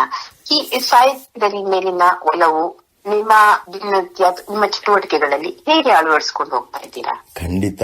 ಸಾಹಿತ್ಯ ಅಂತಂದ್ರೆ ಅದು ಒಂದು ದೊಡ್ಡ ವರ ಅನ್ನಬೇಕು ನಮಗೆ. ಈ ಸಾಹಿತ್ಯದಲ್ಲಿ ಆಸಕ್ತಿ ಇಟ್ಕೊಂಡು ಆ ಸಾಹಿತ್ಯವನ್ನ ಓದುವುದು, ಅದರಲ್ಲಿ ನಮ್ಮನ್ನು ನಾವು ತೊಡಗಿಸಿಕೊಳ್ಳೋದು, ಮುಳುಗಿಸಿಕೊಳ್ಳೋದು ಏನಿದೆಲ್ಲ, ಅದು ಒಂದು ವರವೇ ಸರಿ. ನಾನು ಗದಗ್ನಿಂದ ಮೈಸೂರಿಗೆ ಬಂದಾಗ ಅದು ನೋಡಿ ನನಗೆ ಒಂದು ಹೊಸ ಸಂಸ್ಕೃತಿಯ ಪರಿಚಯವೇ ಆಯಿತು. ದಕ್ಷಿಣ ಕರ್ನಾಟಕದ ಒಂದು ಮೈಸೂರು ಒಂದು ಸಾಂಸ್ಕೃತಿಕ ಕೇಂದ್ರ ಇದೆಯಲ್ಲ, ಅಲ್ಲಿ ಭಾಷೆಯ ಸೊಗಡು ಬೇರೆ ಇರೋದಲ್ಲದೆ ಈ ಕರ್ನಾಟಕ ಸಂಗೀತ ಮತ್ತೆ ನಾಟಕಗಳು, ಭರತನಾಟ್ಯ, ಆ ತರ ಅನೇಕ ಸಂಸ್ಕೃತಿಯ ಇನ್ನೊಂದು ಮುಖ ನನಗೆ ಬಹಳ ಪರಿಚಯ ಆಯ್ತು. ನಾನು ಮೈಸೂರಿಗೆ ಬಂದಿದ್ದು ಬಹಳ ಒಂದು ದೊಡ್ಡ ಒಳ್ಳೆ ನಿರ್ಧಾರ ಅಂತ ನಾನು ಅನ್ಕೋತೀನಿ. ಹಾಗೆ ಅದಷ್ಟೇ ಅಲ್ಲದೆ ನಮ್ಮ ಕರ್ನಾಟಕದಲ್ಲಿ ಪ್ರತಿಯೊಂದು 50 ಮೈಲಿಗೂ ಕೂಡ ಭಾಷೆ ಬದಲಾಗುತ್ತೆ. ಭಾಷೆ ಒಂದು ಶ್ರೀಮಂತಿಕೆ ಅದರಲ್ಲಿ ನಮಗೆ ಕಾಣುತ್ತೆ. ನಾನು ಮೂಲತಃ ಹೆಚ್ಚಾಗಿ ಧಾರವಾಡ ಕನ್ನಡ ಮಾತಾಡ್ತಿದ್ರು, ನಾನು ಮೈಸೂರಿಗೆ ಬಂದ ಮೇಲೆ ಆ ದಕ್ಷಿಣ ಕರ್ನಾಟಕದ ಭಾಷೆಯನ್ನು ಕಲ್ತ್ಕೊಂಡೆ. ಆಮೇಲೆ ಕರ್ನಾಟಕದ ವಿವಿಧ ಭಾಗಗಳಿಂದ ಬಂದಿರತಕ್ಕಂಥ ವಿದ್ಯಾರ್ಥಿಗಳ ಜೊತೆ ನನಗೆ ಒಡನಾಟ ಆವಾಗ ಬಹಳ ನಿಕಟವಾಗಿ ಆಯ್ತು. ಆ ನಿಟ್ಟಿನಲ್ಲಿ ಆ ಭಾಷೆಯ ಒಂದು ಆ ಶ್ರೀಮಂತಿಕೆಯ ಆ ಸೊಗಡೆ ಏನಿದೆಯಲ್ಲ, ಅದರ ಮೇಲೆ ನನ್ನ ಲಕ್ಷ್ಯ ತುಂಬಾ ಚೆನ್ನಾಗಿ ಕೊಡೋಕಾಯ್ತು. ಸಾಹಿತ್ಯವನ್ನ ಓದೋದು ಅಷ್ಟೇ ಅಲ್ಲದೆ ನಾನು ಹೆಚ್ಚಾಗಿ ಕಥೆ ಕಾದಂಬರಿಗಳನ್ನ ಓದ್ತೀನಿ, ಕಾವ್ಯ ಸ್ವಲ್ಪ ಕಡಿಮೆ, ಆದರೆ ಅದನ್ನ ನಾನು ಇದುವರೆಗೂ ನಾನು ಉಳಿಸ್ಕೊಂಡು ಬಂದಿದ್ದೀನಿ. ಅದರಿಂದ ನನ್ನ ಒಂದು ಕನ್ನಡದ ಒಂದು ಚೇತನಕ್ಕೆ ಒಂದು ಪುಷ್ಟಿ ದೊರಕ್ತಾನೇ ಇದೆ. ಆ ಸಾಹಿತ್ಯದ ಒಲವಿನ ಬಗ್ಗೆ ನಾನು ಮುಂದೆ ಹೇಳಬೇಕು ಅಂದ್ರೆ ಓದೋದು ಅಷ್ಟೇ ಅಲ್ಲದೆ ನಾನು ಪ್ರಚಾರವನ್ನು ಕೂಡ ಮಾಡಬೇಕು ಅಂತ ಒಂದು ಸಣ್ಣ ಪ್ರಯತ್ನ ಮಾಡ್ತಾ ಇದ್ದೀನಿ. ಅಂದ್ರೆ ನಾವು ಈ ಗಡಿಬಿಡಿ ಜೀವನದಲ್ಲಿ ಒಂದ್ ಕಡೆ ಕೂತ್ಕೊಂಡು ಹಾಯಾಗಿ ಪುಸ್ತಕವನ್ನ ಕೈಯಲ್ಲಿ ಹಿಡ್ಕೊಂಡು ಓದ್ಲಿಕ್ಕೆ ಅಷ್ಟು ಸಮಯ ಸಿಗುತ್ತೋ ಇಲ್ವೋ. ಆ ನಿಟ್ಟಿನಲ್ಲಿ ಈಗ ತಾಂತ್ರಿಕ ಅವಕಾಶಗಳು ಇರೋದ್ರಿಂದ, ಸೌಲಭ್ಯಗಳು ಇರೋದ್ರಿಂದ ನಾನು ಧ್ವನಿ ಪುಸ್ತಕಗಳಲ್ಲಿ ನನ್ನನ್ನು ನಾನು ತೊಡಗಿಸ್ಕೊಂಡಿದ್ದೀನಿ. ಅಂದ್ರೆ ಈ ಕಥೆಗಳನ್ನ, ಕಾದಂಬರಿಗಳನ್ನ ಧ್ವನಿ ಮೂಲಕ ಕೇಳುಗರಿಗೆ, ಓದುವ ಬದಲು ಕೇಳುಗರಿಗೆ ತಲುಪಿಸಿದರೆ ಹೇಗೆ ಇರುತ್ತೆ ಅಂತ ಒಂದು ಪ್ರಯತ್ನವನ್ನ ನಾನು ಮಾಡ್ತಾ ಇದ್ದೀನಿ. ಆ ನಿಟ್ಟಿನಲ್ಲಿ ಮೈಲ್ಯಾಂಗ್ ಅಂತ ಒಂದು ವೇದಿಕೆ ಇದೆ. ಅಲ್ಲಿ ನಾನು ಸುಮಾರು ಒಂದು 80-90 ಕನ್ನಡದ ಕಥೆಗಳನ್ನ, ಕವನಗಳನ್ನ ಓದಿದ್ದೀನಿ. ಓದುವುದು ಅಂದ್ರೆ ನನಗೆ ಬಹಳ ಇಷ್ಟ. ಓದುವುದನ್ನ ಕೇಳೋದಕ್ಕೆ ಅಂದ್ರೆ ಪುಸ್ತಕ ನಿಮ್ಮ ಕಣ್ಮುಂದೆ ಇರದೇ ಇದ್ರೆ ಬರೀ ಧ್ವನಿಯ ಮೂಲಕ ಆ ಕಥೆಯ ರೂಪವನ್ನ, ಕಥೆಯ ಚಿತ್ರಣವನ್ನ ನಿಮ್ಮ ಕಣ್ಣು ಮುಂದೆ ನಡೆದ ಹಾಗೆ ಆ ಭಾವವನ್ನು ತುಂಬಿ ಹೇಳೋದೇನಿದಿಲ್ಲ, ಅದು ಒಂದು ಕಲೆ. ಆ ಮೂಲಕ ಕೇಳುಗರನ್ನ ಆಕರ್ಷಕ ರೀತಿಯಲ್ಲಿ ಒಂದು ಕಥೆಯನ್ನ ಅವರ ಮನಸ್ಸಿಗೆ ತಲುಪಿಸುವುದೇನಿದೆಲ್ಲ ಅದರಲ್ಲಿ ನಾನು ಪ್ರಯತ್ನವನ್ನ ಮಾಡ್ತಾ ಇದ್ದೀನಿ. ನಿಮಗೆ ಸಮಯ ಇದ್ರೆ ನಾನು ಒಂದೆರಡು ತುಣುಕುಗಳನ್ನ ತೋರಿಸ್ತೇನೆ, ಹೇಗೆ ನಾನು ಕಥಾ ಪುಸ್ತಕಗಳನ್ನ ಓದ್ತೇನೆ ಅಂತ. ಆಗ್ಬೋದಾ? ಖಂಡಿತ ಖಂಡಿತ. ನೋಡಿ, ನೀವು ನಂಬ್ತಿರಲ್ಲ, ನಾನು ಈ ದೇಶಕ್ಕೆ ಬಂದು ಅಂದ್ರೆ ಕನ್ನಡ ನಾಡಿನ ನೆಲವನ್ನ ಬಿಟ್ಟು, ನೀರನ್ನ ಬಿಟ್ಟು ನಾ ಈ ದೇಶಕ್ಕೆ ಬಂದು 31 ವರ್ಷಗಳಾಯ್ತು. ಆದ್ರೂ ನನ್ನ ಕನ್ನಡದ ಧಾಟಿಯನ್ನ ನಾನು ಉಳಿಸ್ಕೊಂಡಿದ್ದೀನಿ ಅಂತ ನಾನು ಹೆಮ್ಮೆಯಿಂದ ಹೇಳ್ತೀನಿ. ಅದರಲ್ಲೂ ನಮ್ಮ ಧಾರವಾಡ ಕನ್ನಡದೊಳಗೆ ಧಾಟಿಯೊಳಗೆ ನಾನು ಇನ್ನ ಪಕ್ಕ ಅಲ್ಲಿ ಕನ್ನಡನ ಮಾತಾಡ್ತೇನೆ. ಇಲ್ಲಿ ನೋಡ್ರಿ, ಶಂಕರ ಮೊಕಾಶಿ ಪುಣೇಕರ್ ಅವರು ಗಂಗವ್ವ ಗಂಗಮಾಯಿ ಅಂತ ಕಾದಂಬರಿ ಬರೆದಿದ್ರು. ಬಹಳ ಹಿಂದಿಂದು ಬಹಳ ಬಹಳ ಜನಪ್ರಿಯ ಕಾದಂಬರಿ. ಅದರೊಳಗೆ ಒಂದು ಮಾತು ಹೀಗೆ ಬರ್ತದೆ. ಗಂಗಮ್ಮ ಹೇಳ್ತಾಳ, ಏನ ಆಗ್ಲಿ ರಾಘಪ್ಪ ಹೇಳಿದ ಮಾತು ಖರೆ ಇದ್ರ ಈ ವಿಷಯದಾಗ ನಮಗೆ ಬಹಳ ಸ್ವಾತಂತ್ರ್ಯ ಉಳಿಯುವುದಿಲ್ಲ. ಕನ್ಯಾ ಸಾಧಾರಣ ಮಟ್ಟಿಗೆ ಚಲೋ ಇದ್ದು ಕೆಲಸ ಪಲಸ ಮಾಡಿಕೊಂಡು ಮನಿ ತುಗಿಸ್ಕೊಂಡು ಹೋಗೋ ಹಂಗಿದ್ರ ನೀನು ಹೆಚ್ಚು ತಕರಾರಿಲ್ದ ಹೂ ಅನ್ನೋದು ನನಗ ಚಲೋ ಕಾಣಿಸ್ತದ. ಇಲ್ದ ಇದ್ರ ನಾಳೆ ಕೃಷ್ಣ ನನ್ನ ಮಾತು ಬೇಡ, ನಿನ್ನ ಮಾತು ಬೇಡ, ತನ್ನ ಮನಸ್ಸಿಗೆ ಬಂದಂಗ ಮಾಡ್ತೀನಿ ಅಂತ ಅಂದ್ಬಿಟ್ರ ನಿನಗ ತ್ರಾಸ ಹೌದಲ್ಲೋ? ಅಲ್ಲಲ್ಲ, ಕೃಷ್ಣ ಅಂದ್ರ ನೀ ಎಣ್ಣಿ ಹಚ್ಚಿ ಎರೆದು ತೊಟ್ಟಲ್ದಾಗ ಮಲಗಿಸೋ ಕೂಸಲ್ಲ. ಇದನ್ನ ನೀ ಲಕ್ಷ್ಯದಾಗ ತಗೋ. ನಾವು ಎಷ್ಟಾದ್ರೂ ಹೊರಗಿನವರು, ಕಷ್ಟಪಡಕಿ ನೀನು, ಅದಕ್ಕ ಪೂರ್ಣ ವಿಚಾರ ಮಾಡು. ಇದು ಗಂಗಮಾಲ ಆಕಿ ತಮ್ಮ ಹೇಳಿದ ಮಾತು. ಹಾಗೇನೆ ವಸುಧೇಂದ್ರ ಅವರ ಇತ್ತೀಚಿನ ಒಂದು ಕಥೆಯನ್ನ, ಒಂದು ಸಾಲನ್ನ ನಾನು ಓದ್ತೇನೆ. ಒಂದರ್ಧ ಗಂಟೆ ಕಾದಳು. ಇನ್ನೂ ಕಾಯುವುದು ಸುರಕ್ಷಿತವಲ್ಲವೆನಿಸಿತು. ಮನೆಗೆ ಹೋಗೋಣವೆಂದು ಏಳಲು ಹೋದಳು. ಆಗ ಬಲಿಷ್ಠ ಕೈಯೊಂದು ಬಂದು ಅವಳ ಎರಡೂ ಕಣ್ಣುಗಳನ್ನು ಮುಚ್ಚಿತು. ಬಿಡಿಸಿಕೊಳ್ಳಲು ಎರಡೂ ಕೈಗಳಿಂದ ಪ್ರಯತ್ನಿಸಿದಳು. ಸಾಧ್ಯವಾಗಲಿಲ್ಲ. ಅಷ್ಟರಲ್ಲಿ ಬಿಸಿಯುಸಿರು ಕಿವಿಯ ಬಳಿ ಬಡಿಯಿತು. ನಾನೇ ಎಂದು ಆ ವ್ಯಕ್ತಿ ಕಿವಿಯಲ್ಲಿ ಪಿಸುಕುಟ್ಟಿದ. ಪದ್ದಿಗೆ ಸಮಾಧಾನವಾಯಿತು. ಎಷ್ಟು ತಡ ಮಾಡಿದ್ರಿ? ಪದ್ದಿ ಸ್ವಲ್ಪ ಸಿಟ್ಟಾದಳು. ನೀನು ಸಿಟ್ಟಲ್ಲಿ ಹೇಗೆ ಕಾಣ್ತೀಯೋ ಅಂತ ನೋಡ್ಬೇಕನ್ಸಿತ್ತು. ದಯವಿಟ್ಟು ಕೈ ತೆಗಿರಿ, ನಿಮ್ಮನ್ನ ನೋಡ್ಬೇಕು. ನಾನು ಕೈ ತೆಗೆದ ತಕ್ಷಣ ನೀನು ಕಣ್ಣು ತೆಗೆಯೋ ಹಾಗಿಲ್ಲ, 100 ಎಣಿಸಬೇಕು. ಹಾಗೆ ಆಗಲಿ. ಕೈ ತೆಗೆದ. ಪದ್ದಿ ಅಂಕೆಗಳನ್ನು ಎಣಿಸಲಾರಂಭಿಸಿದಳು. 1, 2, 3. ಅಂತೂ ಸಿಕ್ಕ. ಎಷ್ಟೊಂದು ದಿನ ನನ್ನನ್ನು ಕಾಯಿಸಿದನಲ್ಲ. ನನ್ನನ್ನು ಇಷ್ಟೊಂದು ಹಚ್ಚಿಕೊಂಡಿರುವ ಈ ಹುಡುಗನನ್ನು ಕಾಣದೇ ಉಳಿಯುವುದಾದರೂ ಯಾಕೆ? ಯಾರಿರಬಹುದು ಇವನು? ಹೀಗೆ ಕಥೆಗಳನ್ನ ನಾನು ಓದ್ತೀನಿ. ಜೊತೆಗೆ ಹಿನ್ನೆಲೆ ಸಂಗೀತವನ್ನು ಸೇರಿಸಿ ಕೇಳುವಾಗ ಒಂಥರ ಮುದ ಕೊಡುತ್ತೆ ಅಂತ. ಹೌದಾ? ತುಂಬಾ ಚಲೋ ಇದ್ರೆ ಸಾಹೇಬ್ರು. ಅದೇ ತುಂಬಾ ಚೆನ್ನಾಗಿತ್ತು. ಈಗ ಮುಂದಿನ ಪ್ರಶ್ನೆ ಕೇಳ್ಬೇಕು ಅಂದ್ರೆ, ನೀವು ಕನ್ನಡದಲ್ಲಿ ಮಾತನಾಡುವ ಕಲೆಯ ಬಗ್ಗೆ ನಿಮ್ಗೆ ವಿಶೇಷ ಆಸಕ್ತಿ ಇದೆ ಅಂತ ಕೇಳ್ಪಟ್ಟೆ. ಅದ್ರ ಬಗ್ಗೆ ನಮ್ಮ ಕೇಳುಗರಿಗೆ ವಿವರಿಸ್ತೀರಾ? ಅಂದ್ರೆ ನಾನು ದಿನನಿತ್ಯ ಜೀವನದಲ್ಲಿ ನನ್ನ ಸ್ನೇಹಿತರ ಜೊತೆ, ಯಾರು ಕನ್ನಡಿಗರು ಅಥವಾ ಕನ್ನಡಿಗರು ಯಾರು ಬಲ್ಲರು, ಅವ್ರ ಜೊತೆ ಸಾಧ್ಯವಾದಷ್ಟು ಕನ್ನಡದಲ್ಲೇ ಮಾತಾಡಬೇಕು ಅಂತ ನನ್ನ ಒಂದು ಇಚ್ಛೆ. ಹಾಗೆ ನೋಡಿದ್ರೆ ನೀವು ಈ ಸಂದರ್ಶನದ ಕೊನೆಗೆ ನೀವು ಕೇಳಬಹುದು, ಮತ್ತೊಮ್ಮೆ ಕೇಳಿ, ನಾನೇನಾದ್ರೂ ಒಂದು ಆಂಗ್ಲ ಪದವನ್ನು ಬಳಸಿದ್ರೆ ದಯವಿಟ್ಟು ನನಗೆ ತಿಳಿಸಿ.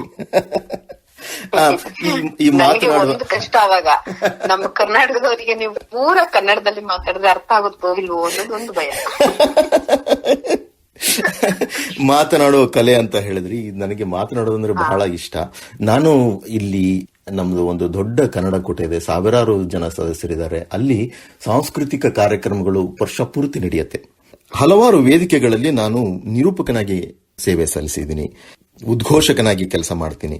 ಅದಲ್ಲದೆ ನಾವು ಕನ್ನಡವನ್ನು ಮಾತನಾಡೋದು ಕಲಿಬೇಕು, ಅದನ್ನು ಉಳಿಸ್ಕೋಬೇಕು ಅಷ್ಟೇ ಅಲ್ಲ, ನಾಯಕತ್ವದ ಗುಣಗಳನ್ನು ಬೆಳೆಸ್ಕೊಳ್ಳೋದು ಬಹಳ ಬಹಳ ಮುಖ್ಯ. ನೀವು ನಿಮ್ಮ ವೃತ್ತಿಯಲ್ಲಿ, ಇತರ ಚಟುವಟಿಕೆಗಳಲ್ಲಿ, ಸಮಾಜ ಸೇವೆಯಲ್ಲಿ ತೊಡಗಿಸಿಕೊಂಡಾಗ ಇತರರೊಡನೆ ಮಾತಾಡೋದು, ನಮ್ಮ ಮನಸ್ಸಿನಲ್ಲಿ ಏನಿದೆ ಅದನ್ನ ಬೇರೆಯವರಿಗೆ ಅರ್ಥ ಆಗೋ ಹಾಗೆ ಹೇಳೋದು, ಇನ್ನೊಬ್ಬರ ಮನವನ್ನ ಒಲಿಸೋದು ನಮ್ಮ ವಿಚಾರಧಾರೆಯ ಬಗ್ಗೆ, ಅವೆಲ್ಲ ಬಹಳ ಮುಖ್ಯ ಆಗತ್ತೆ ನಿಮ್ಮ ಏಳಿಗೆಗೆ. ಆ ನಿಟ್ಟಿನಲ್ಲಿ ಟೋಸ್ಟ್ ಮಾಸ್ಟರ್ಸ್ ಅಂತ ಒಂದು ಅಂತಾರಾಷ್ಟ್ರೀಯ ಸಂಸ್ಥೆ ಇದೆ. ಅದು ಆಂಗ್ಲ ಭಾಷೆಯಲ್ಲಿ ಜಗತ್ತಿನಾದ್ಯಂತ ಅದರ ಕೂಟಗಳಿದೆ, ಭಾರತದಲ್ಲೂ ತುಂಬಾ ಕೂಟಗಳಿದೆ. 12 ವರ್ಷಗಳ ಹಿಂದೆ ಈ ಆಂಗ್ಲದಲ್ಲಿ ಏನು ಟೋಸ್ಟ್ ಮಾಸ್ಟರ್ಸ್ ನಡೆಯುತ್ತಲ್ಲ, ಅದನ್ನ ನಾವು ಕನ್ನಡದಲ್ಲಿ ಶುರು ಮಾಡಿದ್ರೆ ಹೇಗೆ ಅಂತ ನಾವು ಇಲ್ಲಿ ಕೆಲವು ಆಸಕ್ತರು ಇಲ್ಲಿ ನಮ್ಮ ಸ್ಯಾನ್ ಫ್ರಾನ್ಸಿಸ್ಕೋ ಕೊಲ್ಲಿ ಪ್ರದೇಶದಲ್ಲಿ ಶುರು ಮಾಡಿದ್ವಿ. ಅಂದ್ರೆ ಟೋಸ್ಟ್ ಮಾಸ್ಟರ್ಸ್ ಅಲ್ಲಿ ಹೇಗೆ ಸಿದ್ಧಪಡಿಸಿದ ಭಾಷಣಗಳು, ಆಶು ಭಾಷಣಗಳು, ವಿಮರ್ಶೆ ಇದೆಲ್ಲ ಹೇಗೆ ನಡೆಯುತ್ತೋ ಇದನ್ನ ನಾವು ಕನ್ನಡದಲ್ಲೇ ಮಾಡಬೇಕು ಅಂತ ನಿರ್ಧಾರ ಮಾಡಿ ಅದನ್ನ ನಾವು ಇನ್ನೂ ನಡೆಸ್ಕೊಂಡು ಬರ್ತಾ ಇದೀವಿ. ನಾವು ತಿಂಗಳಿಗೆ 2 ಸರ್ತಿ ಅಂತರ್ಜಾಲದಲ್ಲಿ ಭೇಟಿ ಆಗ್ತೀವಿ, 1.5 ಗಂಟೆ ಕಾಲ ಸಭೆಯನ್ನ ನಡೆಸ್ತೀವಿ. ನಮ್ಮ ಹಲವಾರು ಸದಸ್ಯರು ಈ ವೇದಿಕೆಯ ಲಾಭವನ್ನು ಪಡ್ಕೊಂಡಿದ್ದಾರೆ. ಜಗತ್ತಿನ ಯಾವುದೇ ಮೂಲೆಯಲ್ಲಿ ಇದ್ರೂ ಕೂಡ ತಾವು ನನ್ನನ್ನು ಸಂಪರ್ಕಿಸಿದರೆ ನಿಮ್ಮನ್ನ ಸದಸ್ಯರನ್ನಾಗಿ ನಾನು ಸೇರಿಸ್ಕೊಳ್ತೇನೆ. ನಾವು ಭಾಷಣ ಕಲೆಯನ್ನ, ಸಾಹಿತ್ಯದ ಮೇಲಿನ ಪ್ರೀತಿಯನ್ನ, ಕನ್ನಡದ ಮೇಲಿನ ಪ್ರೀತಿಯನ್ನ, ಮಾತನಾಡುವ ಕಲೆಯ ಮೂಲಕ ನಮ್ಮನ್ನ ನಾವು ತೊಡಗಿಸ್ಕೊಳ್ಬಹುದು. ನಮ್ಮ ವೃತ್ತಿಯಲ್ಲಿ ಕೂಡ ನಾವು ಏಳಿಗೆಯನ್ನು ಸಾಧಿಸಬಹುದು ಅಂತ ನಾನು ತಿಳಿಸ್ಲಿಕ್ಕೆ ಇಷ್ಟಪಡ್ತೀನಿ. ಇನ್ನೊಂದು ಚಟುವಟಿಕೆಗಳ ಬಗ್ಗೆ ನಾನು ಹೇಳಬೇಕು ಅಂತಂದ್ರೆ, ಈ ಮಾತನಾಡುವ ಕಲೆಯನ್ನ ನಾನು ಮುಂದುವರಿಸಿಕೊಂಡು ಬಂದು ಸುಮಾರು ಒಂದು 15-16 ವರ್ಷಗಳಿಂದ ನಾನು ನಟನೆಯನ್ನ ಕೂಡ ಮಾಡಬಹುದು ಅಂತ, ನನ್ನಲ್ಲಿ ಒಬ್ಬ ನಟ ಇದ್ದಾನೆ ಅಂತ ನಾನು ಕಂಡುಕೊಂಡೆ. ಆ ನಿಟ್ಟಿನಲ್ಲಿ ನಾನು ರಂಗಪ್ರವೇಶ ಮಾಡಿದೆ. ಒಬ್ಬ ನಟನಾಗಿ ನಾನು ಅವಾಗಿಂದ ಕೆಲಸ ಮಾಡ್ತಾ ಇದ್ದೇನೆ. ಸುಮಾರು ನಾಟಕಗಳಲ್ಲಿ ನಾನು ಭಾಗವಹಿಸಿದ್ದೀನಿ, ಮುಖ್ಯ ಪಾತ್ರಗಳನ್ನು ನಾನು ವಹಿಸಿದ್ದೀನಿ. ಕೆಲವೊಂದು ಹೇಳಬೇಕು ಅಂದ್ರೆ, ನಮ್ಮ ಜಡಭರತ ಅವರ ಉತ್ತಮ ಪ್ರಭುತ್ವ ಲೊಳಲೊಟ್ಟೆ, ಆಮೇಲೆ TN ಸೀತಾರಾಮರವ ನಮ್ಮೊಳಗೊಬ್ಬ ನಾಜುಕಯ್ಯ, ಚೂರಿಕಟ್ಟೆ, ಜಸ್ಮಾ ಓಡನ್, ಕತ್ತಲೆ ಬೆಳಕು, ಆಮೇಲೆ ನಮ್ದು ರಂಗ ಅಮೆರಿಕ ಅಂತ ಒಂದು ತಂಡ ಇದೆ. ಇಲ್ಲಿ ರಂಗ ಚಟುವಟಿಕೆಗಳಲ್ಲಿ ಹೆಚ್ಚಾಗಿ ಉತ್ತರ ಕರ್ನಾಟಕದ ಭಾಷೆಯ ಒಂದು ಸೊಗಡನ್ನ ಬಿಂಬಿಸಲಿಕ್ಕೆ, ಸಂಸ್ಕೃತಿನ ಬಿಂಬಿಸಲಿಕ್ಕೆ ಈ ತಂಡ ಇದೆ. ಆ ಮೂಲಕ ನಾನು ಚಾಳೇಶ, ನಾನೇ ವಿಜ್ಜಳ ಅಂತ ಉತ್ತಮ ನಾಟಕಗಳಲ್ಲಿ ಒಳ್ಳೆಯ ಪಾತ್ರಗಳನ್ನ ವಹಿಸಿದ್ದೀನಿ. ಜನರ ಮೆಚ್ಚುಗೆಯನ್ನ ನಾನು ಗಳಿಸಿದ್ದೀನಿ ಅಂತ ಹೇಳಲಿಕ್ಕೆ ಬಹಳ ಬಹಳ ಹೆಮ್ಮೆ ಆಗುತ್ತೆ. ನಾವು ನೋಡ್ಲಿಕ್ಕೆ ನಮ್ಗೆ ಒಂದು ಚಾನ್ಸ್ ಸಿಗ್ಬೋದಾ ನೋಡೋಣಂತೆ. ಖಂಡಿತ. ಮತ್ತೆ ಅದೇ, ನೀವೀಗ ಹೊರದೇಶದಲ್ಲಿಯ ಭಾರತೀಯ ಕನ್ನಡಿಗ ಇಷ್ಟೆಲ್ಲ ಇರ್ಬೇಕಾರೆ ನಮ್ಮ ತಾಯ್ನಾಡಿಗೆ ನಿಮ್ಮ ಏನಾದ್ರೂ ಕೊಡುಗೆ, ಸೇವೆ ನಡೀತಾ ಇದೆಯಾ? ಹೇಗೆ ನಡೀತಾ ಇದೆ? ಖಂಡಿತ. ಆ ನಿಟ್ಟಿನಲ್ಲಿ ನಾನು ಹಲವಾರು ಲಾಭರಹಿತ ಸಂಸ್ಥೆಗಳೊಂದಿಗೆ ಒಡನಾಟ ಇಟ್ಕೊಂಡಿದ್ದೀನಿ. ಸಾಧ್ಯವಾದಷ್ಟು ನನ್ನ ಸಮಯವನ್ನ, ನನ್ನ ಏನು ಒಂದು ಆಸಕ್ತಿ ಏನಿದೆ ಅದನ್ನ ನಾನು ಹಂಚಿಕೊಳ್ಳಿಕ್ಕೆ ನಾನು ಪ್ರಯತ್ನ ಮಾಡ್ತೀನಿ. ಆ ನಿಟ್ಟಿನಲ್ಲಿ OSAT ಅಂತ ಒಂದು ಲಾಭರಹಿತ ಸಂಸ್ಥೆ ಇದೆ. ಅದು ಇಲ್ಲೇನೆ ನಾವು ಕೆಲವು ಸ್ನೇಹಿತರು ಒಂದು 18 ವರ್ಷದ ಹಿಂದೆ ಶುರು ಮಾಡಿದ್ವಿ. One school at A time. ಈ ಸಂಸ್ಥೆಯ ಹೆಸರು ಆಂಗ್ಲ ಭಾಷೆಯಲ್ಲಿ ಇರೋದ್ರಿಂದ ಹೇಳ್ತಾ ಇದ್ದೀನಿ, OSAAT. ಈ ಸಂಸ್ಥೆಯ ಬಗ್ಗೆ ತಾವು ಹೆಚ್ಚು ತಿಳ್ಕೊಳ್ಳಿ. ನಮ್ಮ ಜಾಲತಾಣಕ್ಕೂ ಕೂಡ ತಾವು ಹೋಗಬಹುದು, OSAAT.org ಅಂತ. ಅಲ್ಲಿ ನಾವು ಏನ್ ಮಾಡ್ತೀವಿ ಅಂತಂದ್ರೆ, ಭಾರತದ ಗ್ರಾಮೀಣ ಪ್ರದೇಶಗಳಲ್ಲಿ ನೋಡಿ, ದೊಡ್ಡ ಪಟ್ಟಣಗಳಲ್ಲಿ ಹೇಗೋ ಶಿಕ್ಷಣ ವ್ಯವಸ್ಥೆ ಚೆನ್ನಾಗಿದೆ, ಮಕ್ಕಳಿಗೆ ಶಾಲೆಗಳ ಒಂದು ಸೌಲಭ್ಯ ಚೆನ್ನಾಗಿರುತ್ತೆ, ಸೌಕರ್ಯ ಚೆನ್ನಾಗಿರುತ್ತೆ. ಆದರೆ ಗ್ರಾಮೀಣ ಪ್ರದೇಶಗಳಲ್ಲಿ ಅವರು ಸ್ವಲ್ಪ ಹಿಂದೆ ಉಳಿದು ಬಿಡ್ತಾರೆ, ಅವರಿಗೆ ಒಂದು ಅನಾನುಕೂಲತೆಗಳು ಜಾಸ್ತಿ. ಆ ನಿಟ್ಟಿನಲ್ಲಿ ನೋಡಿದ್ರೆ, ನಮ್ಮ ಸ್ವಾತಂತ್ರ್ಯ ಬಂದಾಗಿನಿಂದ ಕೆಲವೊಂದು ಶಾಲೆಗಳು ಗ್ರಾಮೀಣ ಎಲ್ಲ ಕಡೆ ಶುರು ಮಾಡಿದ್ರು ನಿಜ. ಈಗ ನೋಡಿ 50-60 ವರ್ಷ ಆದ್ಮೇಲೆ ಆ ಕಟ್ಟಡಗಳು ಬಹಳ ದುಸ್ಥಿತಿಯಲ್ಲಿವೆ. ಮಾಳಿಗೆ ಸೋರ್ತಾ ಇರತ್ತೆ, ಗೋಡೆಗಳು ಬಿದ್ದು ಹೋಗ್ತಾ ಇರತ್ತೆ, ಬಾಗಿಲುಗಳು ಸರಿ ಇರೋದಿಲ್ಲ, ಆಟ ಆಡೋದಕ್ಕೆ ಜಾಗ ಇರೋದಿಲ್ಲ, ನೀರಿನ ವ್ಯವಸ್ಥೆ ಇರೋದಿಲ್ಲ. ಹೀಗಾಗಿ ಆ ಮಕ್ಕಳಿಗೆ ಮುಖ್ಯವಾಗಿ ಶಿಕ್ಷಣವನ್ನ ಪಡೆದುಕೊಳ್ಬೇಕು ಅಂತ ಲಕ್ಷ್ಯ ಕೊಟ್ಟು ಅದನ್ನು ಕಲೀಲಿಕ್ಕೆ ಅವರಿಗೆ ಸಾಧ್ಯ ಆಗ್ತಾ ಇಲ್ಲ. ಆ ನಿಟ್ಟಿನಲ್ಲಿ ನಾವು ಕೆಲವು ಸ್ನೇಹಿತರು ಸೇರ್ಕೊಂಡು ಈ ಸಂಸ್ಥೆನ ಹುಟ್ಟು ಹಾಕಿದ್ವಿ. ಭಾರತದ ಗ್ರಾಮೀಣ ಪ್ರದೇಶಗಳಿಗೆ ಹೋಗಿ ಎಲ್ಲೆಲ್ಲಿ ಈ ತರ ಶಾಲೆಗಳಿದೆ, ಈ ಶಾಲೆಗಳಿಗೆ ನಾವೇನಾದ್ರೂ ಸಹಾಯ ಮಾಡ್ಲಿಕ್ಕಾಗತ್ತಾ ಅಂತ ನಾವು ವಿಚಾರ ಮಾಡಿ, ಈಗ 1 ವರ್ಷಕ್ಕೆ ಒಂದೇ ಶಾಲೆ ಅಂತ ನಾವು ಶುರು ಮಾಡಿದ್ವಿ. ಈಗ 1 ವರ್ಷಕ್ಕೆ ಹಲವಾರು ಶಾಲೆಗಳಿಗೆ ನಾವು ಸಹಾಯ ಮಾಡ್ತಾ ಇದ್ದೀವಿ. ಸಹಾಯ ಮಾಡೋದು ಅಂತಂದ್ರೆ, ಅವರಿಗೆ ಹೆಚ್ಚಿನ ಶಾಲಾ ಕೊಠಡಿಗಳನ್ನ ಕಟ್ಟಿಸೋದು, ಒಂದು ವಿಜ್ಞಾನದ ಪ್ರಯೋಗಾಲಯಗಳನ್ನ ಸ್ಥಾಪಿಸೋದು, ಅವರಿಗೆ ಪುಸ್ತಕಗಳ ವ್ಯವಸ್ಥೆ ಮಾಡೋದು, ನೀರಿನ ವ್ಯವಸ್ಥೆ ಮಾಡೋದು, ಅಡಿಗೆ ಮನೆ ವ್ಯವಸ್ಥೆ ಮಾಡೋದು, ಹೀಗೆ ನಾವು 100ಕ್ಕೂ ಹೆಚ್ಚು ಶಾಲೆಗಳಿಗೆ ನಾವು ಸಹಾಯ ಮಾಡಿದೀವಿ. ನಾನು ಪರಿಶೀಲನೆ ಮಾಡ್ತಾ ಇದ್ದೆ, ಭದ್ರಾವತಿಯ ಹತ್ತಿರ ಬೊಮ್ಮನಕಟ್ಟೆ ಹಳ್ಳಿಯಲ್ಲಿ ನಾವು 2008ರಲ್ಲಿ ವಿಶ್ವಭಾರತಿ ಶಾಲೆ ಅನ್ನೋ ಶಾಲೆಗೆ ಒಂದು 8 ಕೊಠಡಿಗಳನ್ನ ನಾವು ಕಟ್ಟಿಸಿದೀವಿ. ಈ ತರ ನಾವು ಹೆಚ್ಚಾಗಿ ಕರ್ನಾಟಕದಲ್ಲಿ ಶುರು ಮಾಡಿದ್ರು ಕೂಡ ಈಗ ನಾವು ಭಾರತದಾದ್ಯಂತ ಈ ಚಟುವಟಿಕೆಯನ್ನ ನಾವು ಮುಂದುವರಿಸಿಕೊಂಡು ಹೋಗಿದ್ವಿ. ಮೇಘಾಲಯ, ಬಿಹಾರ, ತಮಿಳುನಾಡು, ಮಹಾರಾಷ್ಟ್ರ, ಮಧ್ಯಪ್ರದೇಶ, ಛತ್ತೀಸ್ಗಢ, ಆಸಾಮು ಎಲ್ಲ ಪ್ರದೇಶಗಳಲ್ಲಿ ನಮ್ಮ ಶಾಲೆಗಳನ್ನು ಈಗ ಬರ್ತಾ ಇದೆ. ಇನ್ನೂ ಮುಂದುವರಿಸಿಕೊಂಡು ಹೋಗ್ತಾ ಇದೀವಿ ನಾವು. ಆ ನಿಟ್ಟಿನಲ್ಲಿ ಯಾರಿಗಾದರೂ ತಮಗೆ ಕೇಳುಗರಲ್ಲಿ ಒಂದು ಗ್ರಾಮೀಣ ಪ್ರದೇಶದಲ್ಲಿ ಶಾಲೆ ಇದೆ, ಅದಕ್ಕೆ ಸಹಾಯದ ಅಗತ್ಯ ಇದೆ ಅಂತಂದ್ರೆ ನಮ್ಮನ್ನ ತಾವು ಸಂಪರ್ಕಿಸಬಹುದು ಅಂತ ನಾನು ಈ ಮೂಲಕ ನಾನು ಕೇಳ್ಕೊಳ್ತೇನೆ. ತುಂಬಾನೇ ಸಂತೋಷ ಆಗ್ತಾ ಇದೆ. ನಿಜವಾದ ಸೇವೆ ಅಂದ್ರೆ ಇದು. ನಮಗೆ ಬೇಕಾದವರಿಗೆ ಮಾಡುವ ಸೇವೆ, ನಮ್ಮ ತಾಯ್ನಾಡಿಗೆ ಮಾಡುವ ಸೇವೆ. ಅದಕ್ಕೆ ನಾವು ನಿಮ್ಗೆ ಧನ್ಯವಾದಗಳನ್ನು ಹೇಳಿ ಬಯಸ್ತೀವಿ. ಅಶೋಕ್ ಅವರೇ, ನೀವು ಇವತ್ತು ನಮ್ಮೊಂದಿಗೆ ನಿಮ್ಮ ಸಮಯ ಕೊಟ್ಟಿದ್ದಕ್ಕೆ ನಮಗೆ ತುಂಬಾ ಸಂತೋಷ ಆಗಿದೆ. ತಾಯ್ನಾಡಿಗೆ ತುಂಬಾ ಕೆಲಸ ಮಾಡ್ತಾ ಇದ್ದೀರಾ, ನಮಗೆ ಅದ್ರ ಬಗ್ಗೆ ತುಂಬಾ ಹೆಮ್ಮೆ ಇದೆ. ಧನ್ಯವಾದಗಳು. ಖಂಡಿತ ನಿಮ್ ಜೊತೆ ಮಾತಾಡಿ ನನಗೆ ಬಹಳ ಖುಷಿ ಆಯ್ತು. ಒಂದು ಕಳಕಳಿಯ ವಿನಂತಿ, ಕನ್ನಡ ಒಂದು ಸತ್ವಯುತ ಭಾಷೆ. ಈ ಕನ್ನಡ ಭಾಷೆಯನ್ನ, ಕನ್ನಡ ಸಂಸ್ಕೃತಿಯನ್ನ ನಾವು ಉಳಿಸ್ಕೊಳ್ಳೋಣ. ಸಾಧ್ಯವಾದಷ್ಟು ಕನ್ನಡದಲ್ಲೇ ಮಾತನಾಡೋಣ. ಇತರರಿಗೂ ಕನ್ನಡದ ಬಗ್ಗೆ ನಾವು ತಿಳಿಸಿಕೊಡೋಣ. ಅವರಲ್ಲೂ ಕನ್ನಡದ ಮೇಲೆ ಪ್ರೀತಿ ಬರೋ ಹಾಗೆ ನಾವು ವರ್ತಿಸೋಣ ಅಂತ ಹೇಳ್ತಾ, ನನ್ನನ್ನ ತಾವು ಸಂಪರ್ಕಿಸಬಹುದು. ಫೇಸ್ಬುಕ್ ನಲ್ಲಿ ನಾನಿದ್ದೀನಿ, ಅಶೋಕ್ ಹಂದಿಗೋಳ ಅಂತ ಹುಡುಕಿ. ನಿಮ್ಮ ಜೊತೆ ಮಾತಾಡಿದ್ದು ಶುಭ ಅವರೇ, ಬಹಳ ಸಂತೋಷ. ಇದು ನನ್ನ ಸುದೈವ ಅನ್ಕೋತೀನಿ. ಧನ್ಯವಾದಗಳು. ಧನ್ಯವಾದಗಳು. ಜೈ ಕರ್ನಾಟಕ ಮಾತೆ. ದೂರ ದೂರ ಸಾಗಿದರು ಭಾವದಲೆಯೂ ಕನ್ನಡ, ಮಾನೆತ್ತರ ಹಾಡಿದರು ದುಡಿತವದು ಕನ್ನಡ. ಡಿಂಡಿಮ ಡಿಂಡಿಮ ಡಿಂಡಿಮ ಹೊರನಾಡಿನಲ್ಲಿ ಕನ್ನಡ ಡಿಂಡಿಮ. ಇದುವರೆಗೂ ಹೊರದೇಶದಲ್ಲಿ ಕನ್ನಡದ ಡಿಂಡಿಮ ವಿಶೇಷ ಕಾರ್ಯಕ್ರಮ ಸರಣಿಯನ್ನು ಕೇಳಿದಿರಿ. ಈ ಕಾರ್ಯಕ್ರಮವನ್ನು ಪ್ರಸ್ತುತಪಡಿಸಿದವರು ಶ್ರೀಮತಿ ಶುಭಾ. ಪರಿಕಲ್ಪನೆ ಎಸ್ಆರ್ ಭಟ್. ನಿರ್ಮಾಣ ಎಸ್ಎಲ್ ರಮೇಶ್ ಪ್ರಸಾದ್. ಸಹಕಾರ ಲಿಡಿಯಾ. ಈ ಕಾರ್ಯಕ್ರಮ ಆಕಾಶವಾಣಿ ಭದ್ರಾವತಿ ಕೇಂದ್ರದ ಕೊಡುಗೆ.